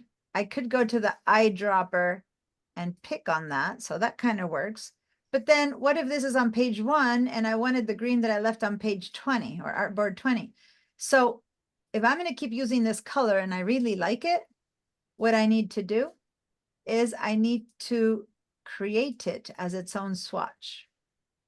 So I'm going to select this box again, and I'm going to go to this little plus sign, which now I left kind of down there, but it's just that little plus sign. That makes it into a new swatch. This is my green, or my whatever you guys made it. And I'm going to call this one hospital green. Whatever. And I'm going to say, okay. And there it is. It appears as a new color that I created that did not exist before. That's a new swatch. Now I can go here, and even if it's 20 pages later, or even if I had deleted this one and I can't eyedropper it anymore, I can still make this one be hospital green because I created a new swatch. Does that make sense? Y'all good with that? You all created a new, let me see, clear your answers. Did you all create a new, not only a new color, but a new swatch for it? And I showed you a couple of different ways, not modifying an existing one, but creating a new one. Yes, Eliza? Give me a yes if you got it. No if you have questions, or raise your hand. Yes, Eliza. Hi, sorry.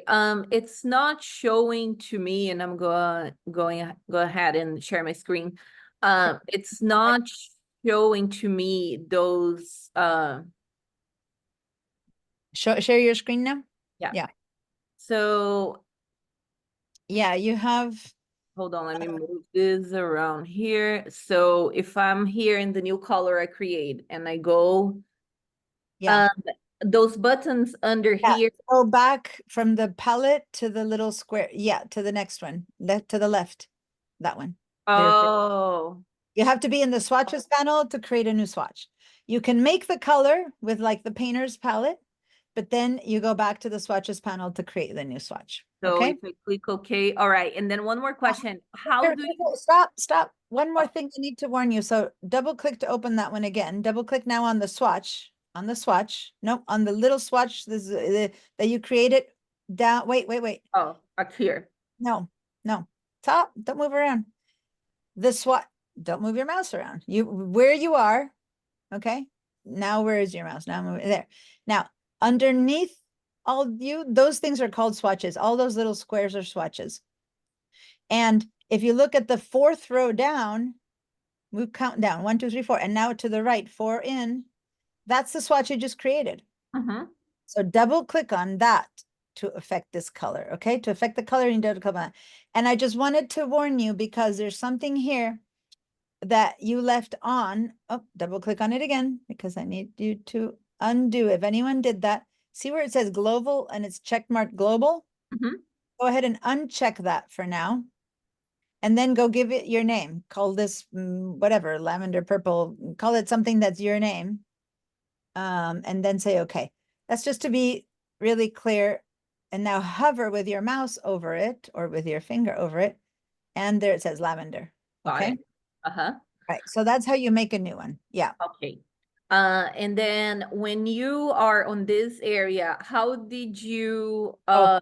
make it bigger? Yeah, the very, very bottom left of that palette, very bottom left, sorry, bottom right of the palette. See how it has a couple little dots? There you go. Then you can make it bigger, but you're running out of screen, so you have to move the whole palette up a bit. Right. Do that. Well, it would have to be, Yeah. I guess, the Move whole it from, no. open that. Oh, yeah. there you go. Now grab it from there and drag it down. Okay. All right. Amazing. Thank you. You're welcome. All right. Anyone else have a question about what we just did? I know there's many other color questions and stuff, but about what we just did, if it's working for you, you all created a new color, then we shall continue. All right. A new color and a new color that you named. Everyone give it a little screenshot if you can, not only of your new color, but double click on it, right? First, you have to open it. Then you have to double click on the color you created and then give me a little screenshot of this to make sure that it's one that you started from 0. Okay. Anyway, and once you say, okay, now there's a bunch of other stuff here we're going to learn. What does this mean? What does that mean? We're going to keep working with color next week. And I'm also going to explain to you what global is. But for now, we're just talking about different ways to begin to make new colors. So one was modifying, and that happened from the swatch. You double clicked on the swatch. The other one was creating a new one, and that also happened from the swatch palette. So both times we started from the swatch palette, right? Now, let's choose another box. There's another place that has a better way of choosing colors that's down here. So if I'm selecting this one, I'll see the burgundy. If I select this one, I'll see Mahapuzo green. Let's start with one of the original ones. And then this time, we're going to click on this little box 2 times. And this box will appear. So double click, not 2 times, double click, and the color picker appears. If you ever had done any color in Photoshop or anything like that, you might have become familiar with this thing. I see, before I continue, Stan, is there a question that I can help you with before we move on? Oh, now you were unmuted. Now you're muted. Yeah. Now you're muted. When we adapted that first color and renamed it, and it went away from the palette, that CMY that was part of the Essentials palette, is there a way to get that back with resetting Essentials? Yes, or? you can reset, and I believe one of these things lets you reset. Oh, or one of these, show all swatches. I can't remember what, there's one of these that lets you reset them. Oh, Don't remember okay. which right now. I think it's the long way around. And that's, I mean, the problem is you reset them right now, you're gonna lose that color and that color. Right. So what Yeah. you can add the original ones again. Ideally, we won't alter the ones that exist. Ideally, we'll be creating our own. So this shouldn't happen too often, okay? Okay, got it. Thank you. Because it's easier to say, well, I want this one, right? But I don't want to be like that, and then just color something that, and then press a little plus to make your own. But if that happens, you can reset, but they will all reset. So for now, let's just go with that we're going to make our new color from scratch.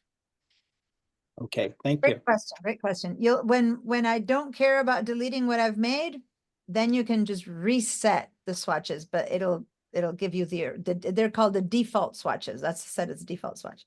Okay, so now double click over here. And now over here, this one is much better for making new colors. This one on the middle tall column, you choose if you want a blue or red or green. You kind of move up and down, or you can click, click, click, click, or just drag until you kind of get an idea of what you want. And then Diane, what did you double click on? This box, right bottom, right there. You see me, my mouse? No. Oh, yes, got it. Click on that. So this middle one, say that I want a different tone of, or like a slightly bluer, minty. Let me make something totally different so it's not so confusing. Let me go to an orange. Okay. I want an orange, but yeah, I want that orange. Notice that here I see the before and here's the after color. But I want to make it lighter, darker, more or less saturated, right? So this is about the color I want. But then over here, I have that little circle telling me that's the piece that I have here. But if I click there, then that, even though it's that color, this is a very desaturated and very dark version of that. And if I click up here, it's a very light version of that. So basically, imagine that you're in the middle and that when you go up, the colors get lighter and darker. Up is lighter, down is darker. So up and down is lighter and darker. And then right is more saturated and left is desaturated. So very saturated and very light is this color. This color, but very light and desaturated is that color. Very light, very saturated, but very dark is that color, right? So doesn't matter all of the, just follow, just click around and get the color you want, really. But just showing you what these options are. So say that I'm kind of liking that, but I want it to be now, instead of darker, lighter, whatever, I just want it to be more yellow. Then I have to go here and just move it up to the yellow. And then I go where I wanted it darker green. I was like, nah, I don't like lemony. Let me make it a bit more orangey again. So this is a combination with that. Does that make sense? Until you find the color you want. And I'm going to try to find a color that's not, yeah, this one is not in the swatches. So good. I'm up and down on this one. And then there, that's kind of a slate blue or something I'm going to make. Okay.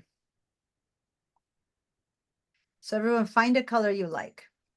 Now, because we opened this file in mode to print and the colors are in CMYK, then here's where we're seeing the CMYK numbers, the same ones we saw in the swatch. So it's 81% of cyan, 44% magenta, 38% yellow, 10% black. So if this went to a printer, for the one little drop of that needs that color, one little spot that needs that color, cyan will come out almost full, magenta will come out half full, yellow will come out a little bit less, and a little bit of dark black. And all those dots, inks in the same exact spot will create this color. Does that make sense? That's in one of our desktop printers. But if you actually send this to print in a big old printing press, they actually have a whole pass and all your papers will go through and only yellow at 81% will be printed. And they grab all that paper, they put it back in, they put magenta ink and run it through the press again and magenta will come down.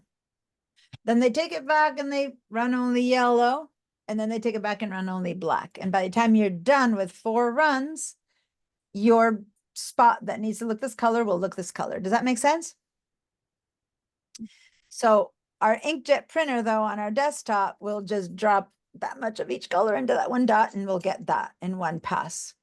Although, you know, when you print high quality photo out of your printer, it takes forever to come out. Has anyone ever printed a high quality color thing on their printer and you see that it goes and it takes hours to come out? Well, not hours, but many, many minutes.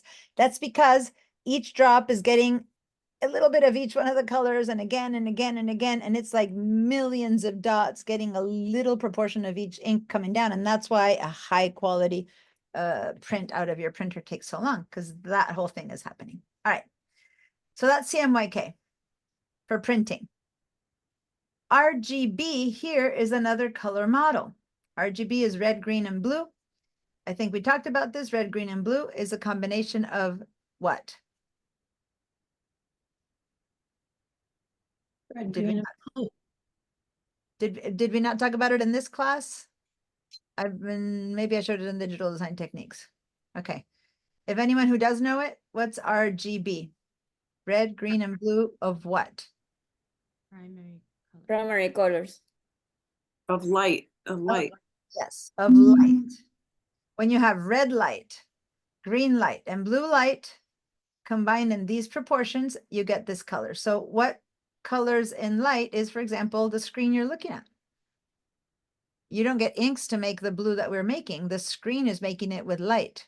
So RGB, if I were to translate this color to that color, I would have to put 53 red, 115 green, 132 blue, and then I'd get that color.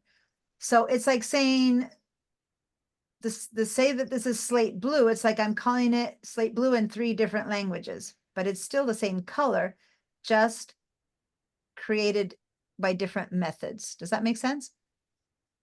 So this is slate blue in RGB. This is slate blue in CMYK. And these 3, this is slate blue in the model called HSB, which stands for hue, saturation, and brightness.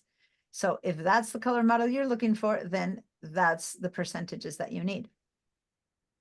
And then the last one is this one, which is the hexadecimal notation. 1, 2, 3, 4, 5, 6 decimals.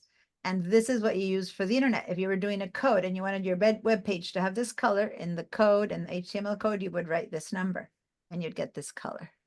So every one of these numbers here is basically saying this color. But you'll be creating it in different modes depending on where this thing is going to be either printed or displayed. Does that make sense, you guys? So now that you've chosen a color, hopefully you've chosen a color, we're going to say, okay. Now, did we create a swatch yet? Go check. No, all I did was create the color like before. Now, like when I did this, that I created the color, what we just did is a different way of creating the color. We just use that. But now we need to make a swatch. So now go to the swatch palette and click on the plus sign. New swatch. Call this one whatever color you made, slate blue, and now you've created that swatch. Does that make sense? So now you have these 2 new colors that didn't exist before. Everyone go ahead and using one method or the other, and the method isn't that different. One is going over here and getting the full-on thing, and the other method was going over here to the palette and getting a small version of it, which you can pull open.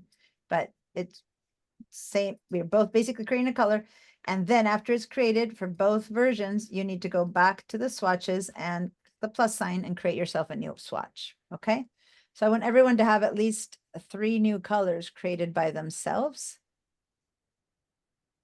And then looking at the time, okay, we're doing good.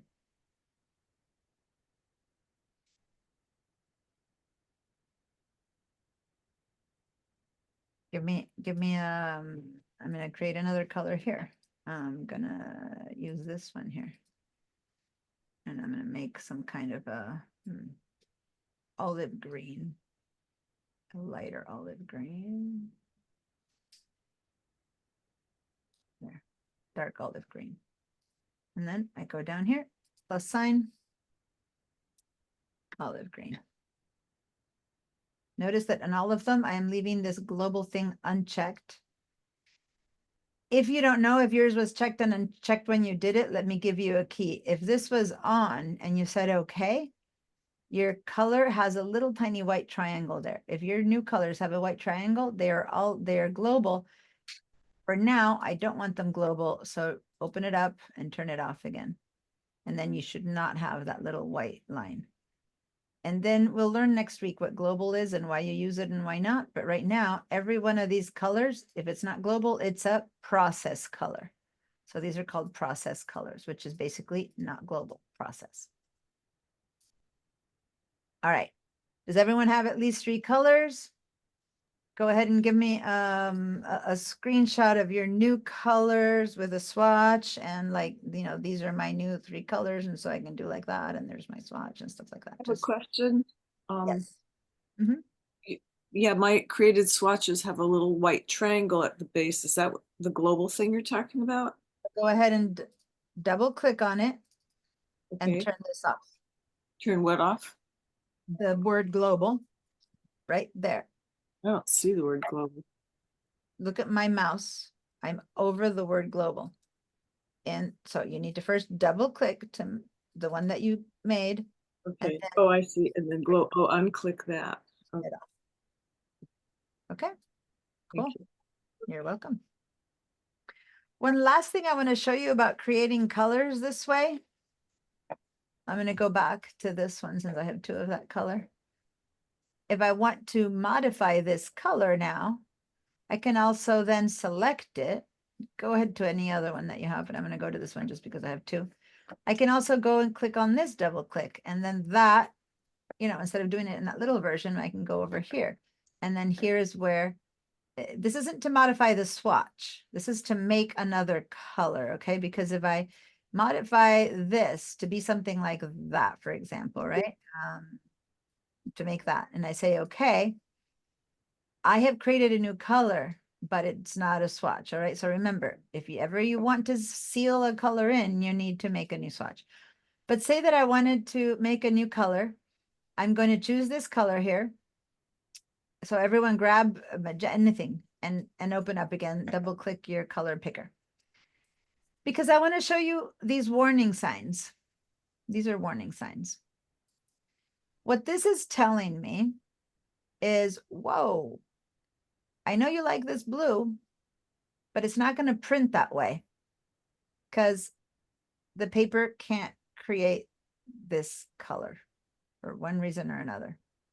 The combination of inks and paper can't make a lot of colors that we can see on screen because there's a different gamut and you just can't get that neon kind of brightness unless you buy an ink that's neon. Just combining a bunch of inks does not give you that. So I'm going to head over here and I'm going to click on this and go, and it's called out of gamut warning. So I'm going to click on this little exclamation point. And now it says, okay, that's what it needs to be. And it's slightly different, but who cares? That's good enough. In this case, no biggie. Now there's other colors and it tends to happen with these bright pinks, bright blues. So I'm going to go to this one, that when I click on this out of gamut warning, hold on. Some of them are really, really obnoxious. Here, this one, when I say, show me another color, it changed a lot. Did you see that? From the color that I had chosen, I think that, look at it. When I say, give me one that will print well, I just got the perfect example and now it's not doing it. There, did you see how it switched? I should have a color that I can always demo that is very clear so that you guys could see it, but there. There, that one really changed. Do you see how it changes quite a bit? From the one I want, when I say, give me a new one, and it gets darker. Don't know why today I can't find, usually I can find one that changes so much that everyone goes, oh my God, that's so different. There, okay. From there, I just chose a color over here that was out of gamut, and it has to be out of gamut to start with or it won't work. So here's a out of gamut. Let's hope this one works. When I click on that, it got much darker. Anyway, whole point is that if you choose colors that are out of gamut, and then when the print comes back, it doesn't look good, it's because of this, okay? This is the color I wanted. When I hit on the warning, it turned into that, okay? So be careful. It's not always happening, and it tends to happen. That's why I'm up here in this corner on the very, very saturated, very bright saturated colors, that it's telling you I can't do that. So look at this pink here and look at the pink there. That's what that's telling me. This thing here is what that's going to look like, not this that I'm seeing here. Does that make sense? Here I found one where it's quite different. So this is the one I'm seeing going, ooh, I want this color. And the warning is like, nope, you're going to get that color. And it's showing me already here, the one I'm going to get, which is not this. Okay. So then now it gives me that color and I say, okay, my alarm. Oh, It's warning me that we have 15 more minutes. All right. I wanted to show you the whole outcome and the different names, not names only, but color models that are all here. Now let's go ahead and double click on this again one last time. And over here it says color swatches, right? So if I click on color swatches, oh, what do you see here? These are exactly that basic set of colors that I have in my default set of colors, starting with the 4, white, black, salmon, okay, red, wine, because, I changed its name. And then these are all the colors that when you see in a block right here, then I have the browns, then I have the 3 I just created, hospital, slate blue, and olive green, and then I have all my grayscale, and then just the basic 4 colors. Let me cancel. If you look at here, that's exactly what I just saw, but in a straight line. Okay, so I went up here, and if I don't want to invent my color, I want to go back to the color swatches, I can do that. And if I don't want my color swatches, I go back here to the word color models. Remember I told you these are color models? So I go from color swatches to color models. Color swatches, I can go, I wanted that one again. Okay, that's one of the existing color models. Okay, if I want to go back, it's even showing me which one it is that I chose, which is that one. I chose it from this place. Okay, from color swatches. All right, I'm going to say okay to that one, and there we go. That's a color, that's an existing color swatch. All right, so color swatches really means the little boxes, the little sample colors. All right, one last thing. So that's existing colors, color swatches, and colors that I make. All right, how about, does Illustrator have any more interesting colors pre-made for me? Yes, it does. Hold on, I see a hand. Yes, Jill? I think it was just the VDI was going slow, that's all. I'm okay. Okay, great. So now we've created colors, we've distinguished color swatch versus the color model, how to make colors, always plus and make a color if you want. All right, let's select another one of these colors that has one of the original, another one of these boxes with original colors. Let me show you another fun way. There's so many ways to do colors in Illustrator. These that I'm showing you today are the ones kind of other than the little swatch I made. Mainly I'm showing you the ones that is automatically provided by Illustrator. Down here, bottom left of the swatch box. Okay, so this is your swatch box. Open your swatch. Down here, you see this is supposed to be a library, little books on a shelf. I'm going to click on that. And well, lo and behold, Illustrator has a lot of pre-made colors. I'm going to start by exploring. Whenever there's a little line here, there's more choices. Celebration is all it is, but art history has ancient, Baroque, middle art, pop art. Okay, let me see what Renaissance colors are. Oh, the panel opened behind. Hold on. There it is. The panel appeared in the back. So when I clicked on Renaissance art here, I said Renaissance art in there. This thing popped up and it's giving me the kind of preset color groups for Renaissance art. And I might go and watch what happens. Just watch what happens. If I want to use this one, I'm going to go, oh, I want this tone right there. Look what happens if I click on it. Did it turn into that color? It's like right there. Did it turn into that color? First it hadn't. Hold on, because the first time it hadn't. And so I wanted to show you that it doesn't. What you need to do is you need to transfer these colors to your color swatches. So if you double click on it, on this little group, okay, then it appears over here. So watch. I'm keeping this open so you can watch it. I'm going to double click on this little kind of folder here. Double click. And when I go over here, come on. There, sorry. It needs to be double click. Everything has to look selected. Then when I look over here, they've been transferred. Say that I don't want Renaissance. I can keep going from there. I can go in from here. I'm going to click over here and I say I want, I don't know. Here are the default swatches, by the way, that you were asking. Say I go to, I'm not going to touch gradients yet. We're going to spend a lot of time on gradients next time. Say that I want skin tones. Click on skin tones. I'm not sure how complete these skin tones are, but anyway, once I double click right that, and then I look over there, I have transferred the skin tones. Once I transfer them here, then I can select and use them. So I want that tone, right? And et cetera, et cetera. You can keep opening. There's some good stuff here. Kids stuff. Bright colors. I guess kids can only see bright. Okay, so I double click these. Beach ball colors are called, and there they are, beach ball colors. So I'm transferring a bunch of colors over here. Some of them don't give me groups. Some of them give me one at a time. So what if I wanted to bring in a pattern? I'm going to go to pattern. Basic graphics, dots, lines, and textures, decorative, nature. I'm going to go to basic graphics, and I'm going to choose basic graphic dots. Now this one isn't a folder. This one is a bit different. It's not showing me a folder. So watch, I'm going to keep this open always so you guys can see it. Say that I want to color this in that, right? When I look over here, it's already been transferred. Say I want to color it in that.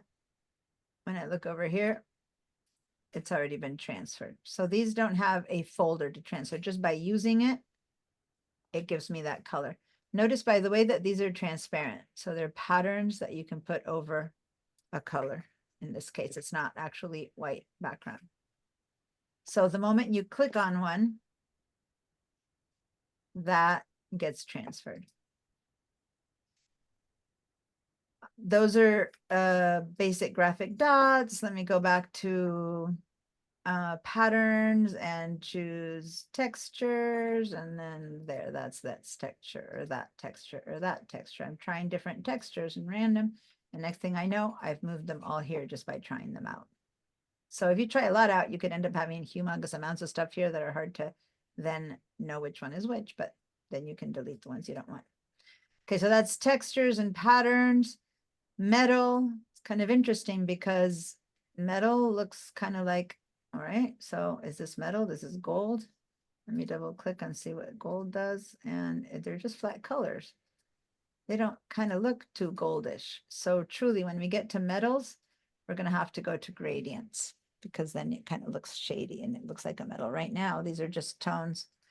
I worked for a publisher once for many years. When it went to print, it was going to have gold, a gold layer details.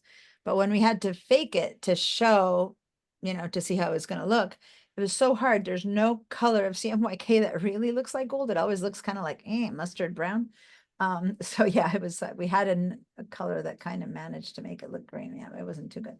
Anyway, on the other hand, and now I am going to go into gradients, and we're not going to make our own gradients today. We're just looking at the gradients that exist. I'm going to go over here to metals, in the gradients pattern. I'm going to go to metals, and now that's kind of better, right? Because that kind of does begin to look maybe like metal. Polished brass, copper, lead, tin, silver. All of these that I've been clicking on have been transferring. Okay, so hopefully you've seen a lot of fun stuff here. The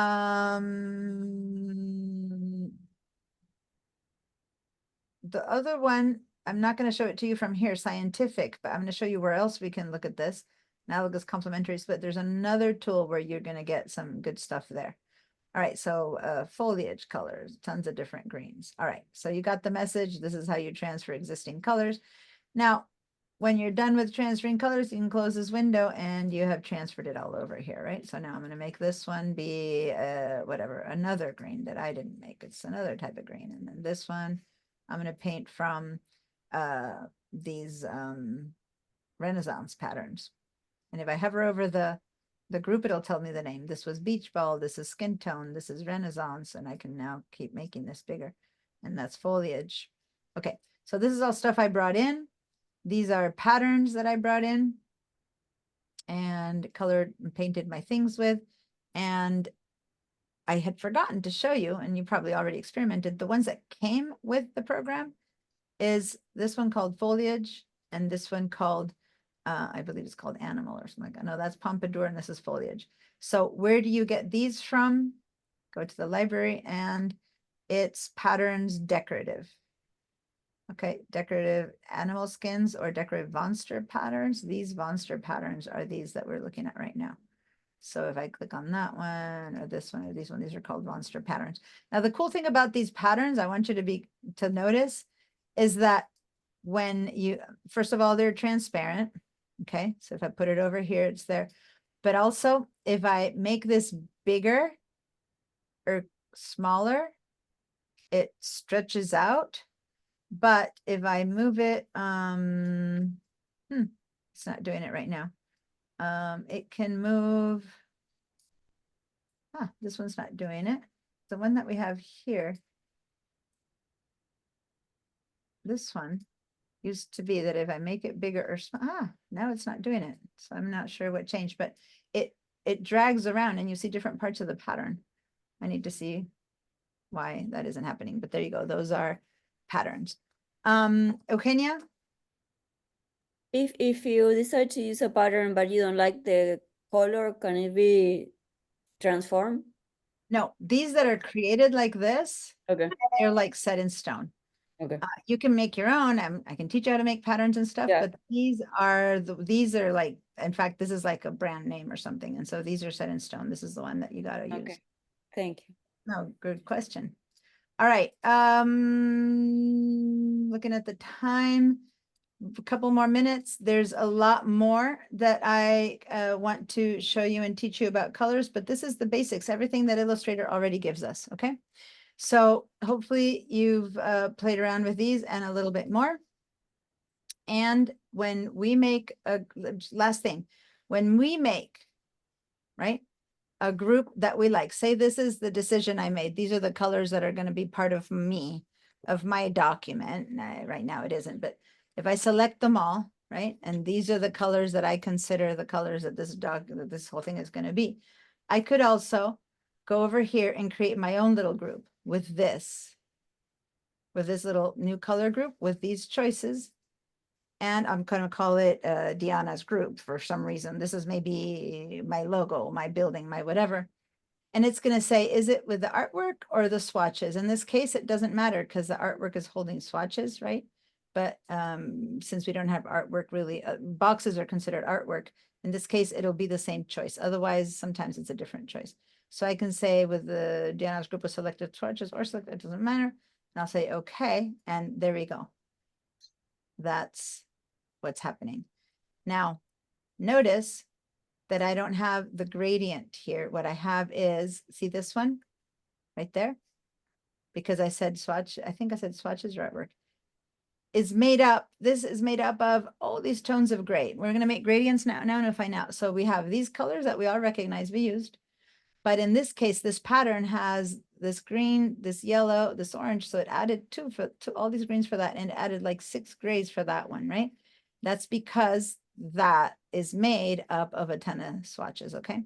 If I had said selected swatches, color group 1, I'm gonna say okay, then it doesn't like,